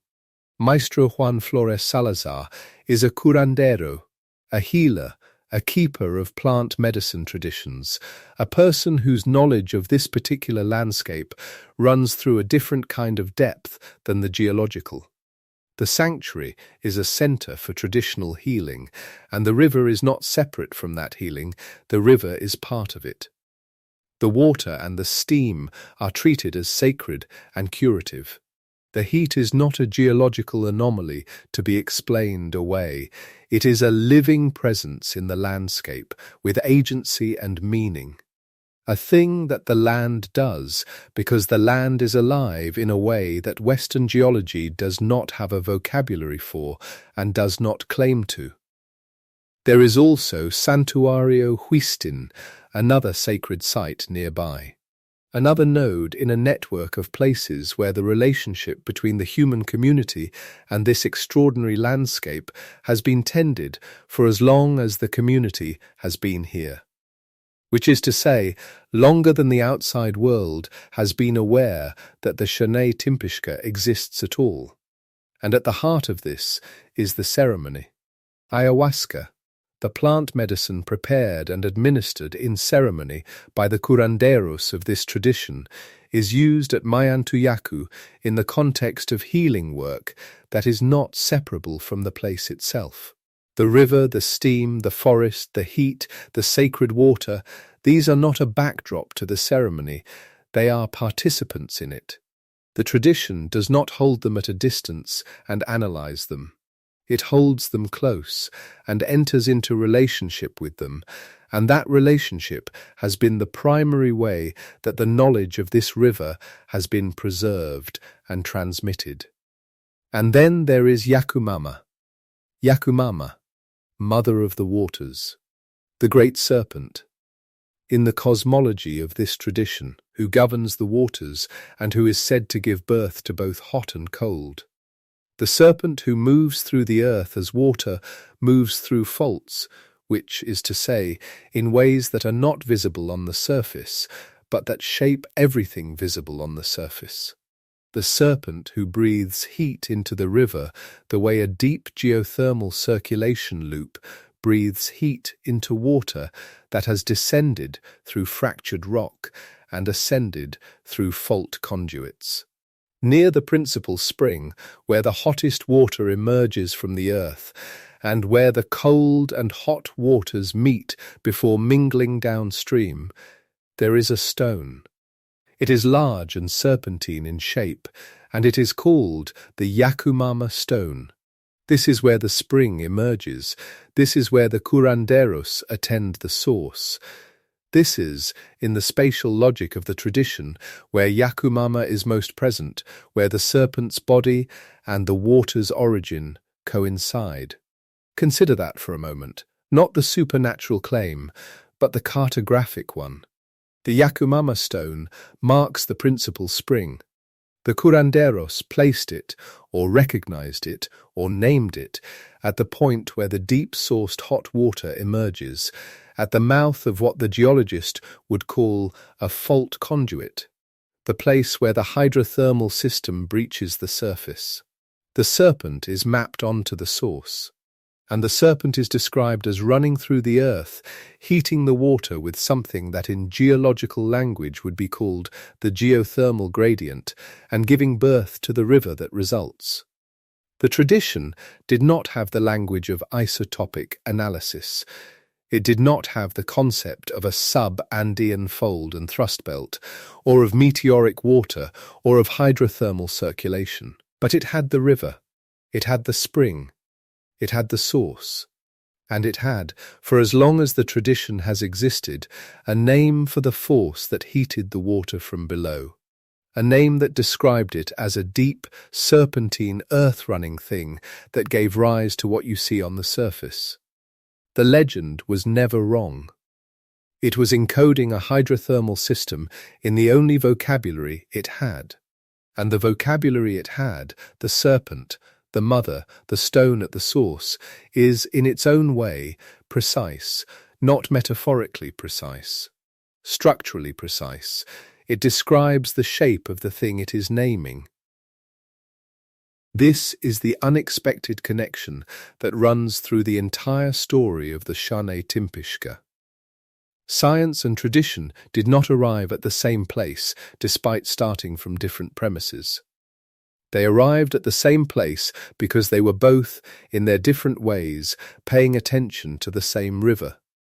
The tradition paid attention first, and for far longer, and encoded what it observed in language that was not designed to be read by geoscientists.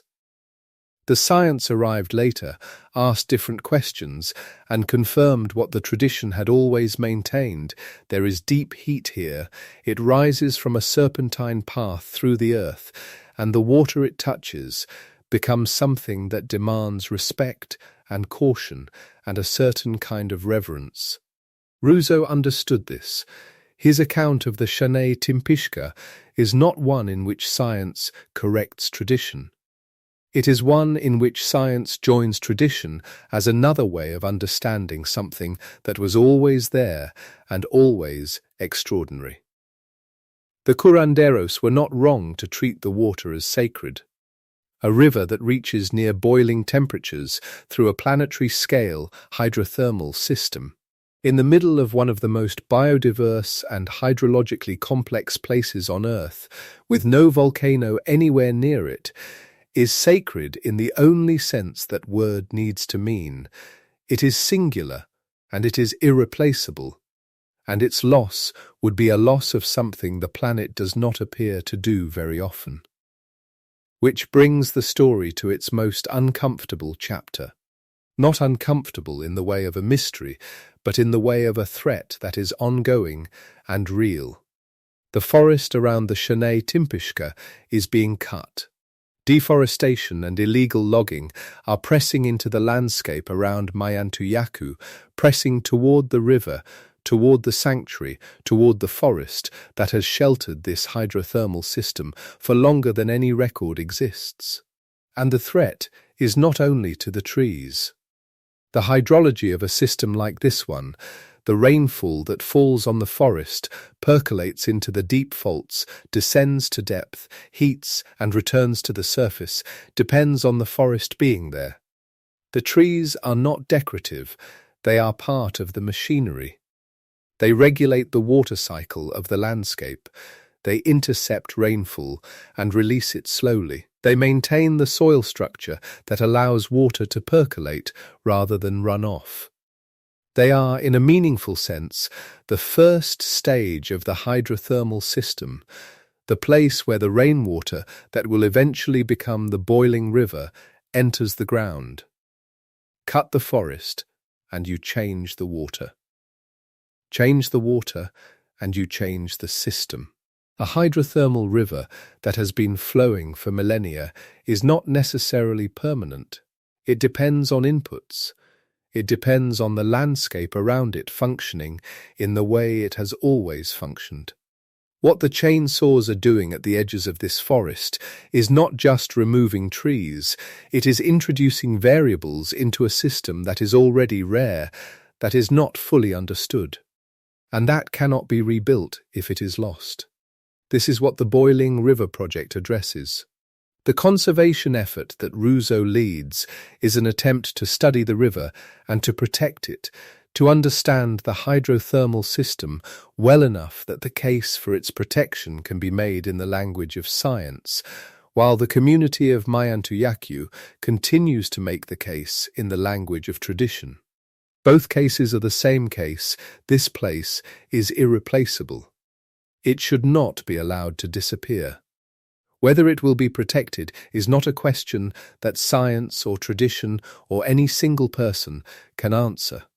It is a political and economic question, in the way that almost all conservation questions eventually become political and economic questions. because the forces that threaten the forest have money and immediate interests, and the forces that defend it have something harder to quantify on a balance sheet. This story has no certain ending. The Boiling River project is ongoing. The deforestation is ongoing. The river, for now, still flows and still steams and still cooks what falls into it. And the shamans are still there. This is the fact that the scientific account most often underweights, and it deserves to be said without qualification. The community at Mayantuyacu, the tradition of Maestro Juan Flores Salazar, the ceremonial use of the water and the steam, the tending of the Yacumama stone at the source, these were there before the science arrived. And they have been the primary reason the river has had any kind of protection at all. The tradition did not need the TED Talk to know the river was worth protecting. It has always known. There is a kind of knowledge that accumulates across generations through proximity and attention and ceremony, and it does not require the vocabulary of geoscience to be real knowledge. The curanderos of this tradition knew the river was scalding, and where exactly along its course the water was most dangerous, and which springs fed the hottest reaches, and where the cold tributaries mixed in enough to make approach safe, and what the steam felt like at different times of year, and what the Yacumama stone at the source meant in the context of the whole landscape. They knew all of this not because they had conducted isotopic analysis, but because they had been here for a very long time, paying the kind of attention that a living relationship with a place demands. And they shared it when the scientist arrived carrying his grandfather's story and his thermometer. They let him in. They brought him to the source. They showed him the Yacumama stone and explained what it meant to them. And in doing so, they made possible the scientific account that now gives the river its place in the global conversation about extraordinary geological and ecological features. Ruzo's work exists, in part, because the community at Mayantuyacu was willing to be found. That generosity is not trivial. It would have been easy, and perhaps understandable, to treat the scientist as another outsider arriving to take something away, to add the Shanay-timpishka to a long list of Amazonian things that were observed and described and extracted and diminished by the process of being brought to the outside world's attention. The history of the Amazon and of indigenous communities throughout it includes a great deal of exactly that. The decision to welcome Ruzo, to treat his arrival as an opportunity for the river's story to be told more fully, rather than as a threat to the tradition's custodianship of it, was a decision made by the community. And it shaped everything that followed. The river runs through all of this. The river ran through the deep earth long before any of these human chapters, and it will run through whatever chapters come next. The mechanism that heats it, the geothermal gradient, the deep fault circulation, the rapid ascent of meteoric water through the sub-Andean fold and thrust belt is not a human invention, and it is not something humans can turn off or turn on. It is planetary, running on timescales that dwarf the span of any tradition or any scientific project or any conversation about conservation.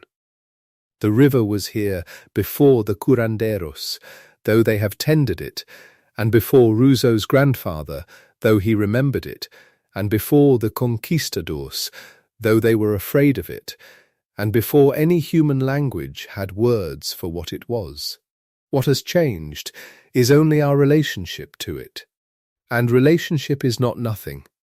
A child heard a legend about a boiling river and grew into a scientist and walked into the jungle and found that the legend was true. And in finding that the legend was true, found also that it was richer than either the legend or the science could carry alone, that the river was real and boiling and scientifically extraordinary, and that the tradition that had protected it knew things the science was only beginning to articulate, and that the place where all of this converged, in the forest near Pucallpa, in the Paquitia drainage, in the upper Amazon basin of Peru, was not a place where mystery had been replaced by explanation. It was a place where mystery had been deepened by one, where the question, how does a river boil with no volcano, had been answered with a mechanism so vast and so patient, rainfall descending through fractured rock, being warmed by the planet's own inner heat across kilometers of depth, and returning to the surface through fault conduits fast enough to arrive still scalding, that the answering of it only opened onto something larger. What else is doing this, somewhere that we have not found yet? What else has been tended by a tradition, encoded in the name of a serpent or a spirit or a mother of the waters, waiting for the outside world to catch up? What other rivers run through the deep places of the earth on their slow thermal journeys, arriving at the surface with the heat of the planet's interior still in them? In some fold of forest or mountain or sedimentary basin where the people who live nearby have always known, in their own language, that the ground beneath their feet is alive? The Shanay-timpishka does not answer these questions. It raises them. That is what a genuinely extraordinary place does. It does not close the question of the world's strangeness. It expands it. Every confirmed fact about the boiling river is also a confirmation that the earth does things we have not finished cataloguing, and that the cataloguing, when it happens, is best done by people who come carrying both instruments and stories, and who are willing to listen to those who were already there. The steam rises off the surface of the river tonight, the way it rises every night. In the darkness above the Paquitia drainage, over the forest that is still standing, over the hot springs seeping from the bank, over the Yacumama stone at the source where the deep water first meets the surface world. The frogs that live at the margins, the small, careful creatures that have learned over generations which reach is bearable and which is not, are where they always are.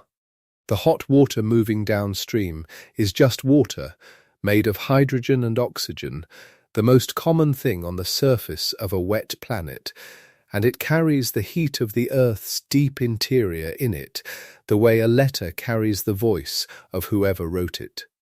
Somewhere above the Andean flanks, the rain is falling. Not dramatically, not with ceremony, just falling, the way rain falls, the way it has always fallen, onto the forest and the soil and the fractured rock beneath. And somewhere in the darkness, kilometre by kilometre, the water is descending through the faults, following gravity toward the heat, beginning the long, slow portion of its journey that has no witnesses and leaves no visible trace. The underground chapter. The chapter without sound or light or surface, where the temperature climbs degree by degree and the water that was rain becomes something else, becomes the deep heated flux of a planet's interior expressed, eventually, as a river that steams in the humid air of the Amazon and can boil an egg, and was dismissed as folklore for generations, and is, still, one of the most extraordinary things on the surface of the earth. It is still there, the river that runs too hot, too far from any volcano, in the forest near Mayantuyacu, named by those who have always known it as the river boiled with the heat of the sun, fed by rain that took the long way home, guarded by a tradition that encoded the truth in the language of a serpent, found by a scientist who trusted his grandfather's story long enough to put a thermometer in the steam. Still flowing, still scalding, still remarkable in the quiet way that the most genuinely remarkable things are remarkable, without needing to announce themselves, without needing to be believed, existing simply and completely in the deep green forest, doing what they have always done, waiting patiently for the rest of us to understand. The passages in the earth are quiet around it now, in the deep underground where the water moves without sound. The fault conduits carry their slow thermal charge upward through the dark rock. The river at the surface receives what the deep earth sends, and the forest above it all breathes in the humid night the way forests breathe, quietly and without hurry, as it has breathed since before any word existed for what grows in it. If the mystery drew you here tonight, to this long, slow descent into a river that should not exist and yet does, then let the answer be enough, and let the answer be what it is, which is not a closed door, but an open one. The mechanism is real. The tradition is real. The river is real. And the fact that all three of these things are real simultaneously in the same stretch of forest in the Pachitea drainage near Pucallpa in the upper Amazon basin is perhaps the most real thing of all. There are more slow stories here, of the same unhurried kind, waiting for whenever you want them. If you feel moved to share where in the world you are listening from tonight, I would genuinely like to know. The comments are there, and I read them. There is something about knowing that someone in one corner of the planet spent a night descending into the story of a river in Peru that has always seemed, to me, worth knowing. You have done enough for one night. Put down whatever remains of the day. Let the rain fall where it falls, and let the deep earth hold its quiet heat, and let the river steam in the dark above the Pachitea, and let it all be strange and real and far away and entirely present, the way the best things are at the edge of sleep. Tie off here at the Wisdom Docks. The tide will wait till morning.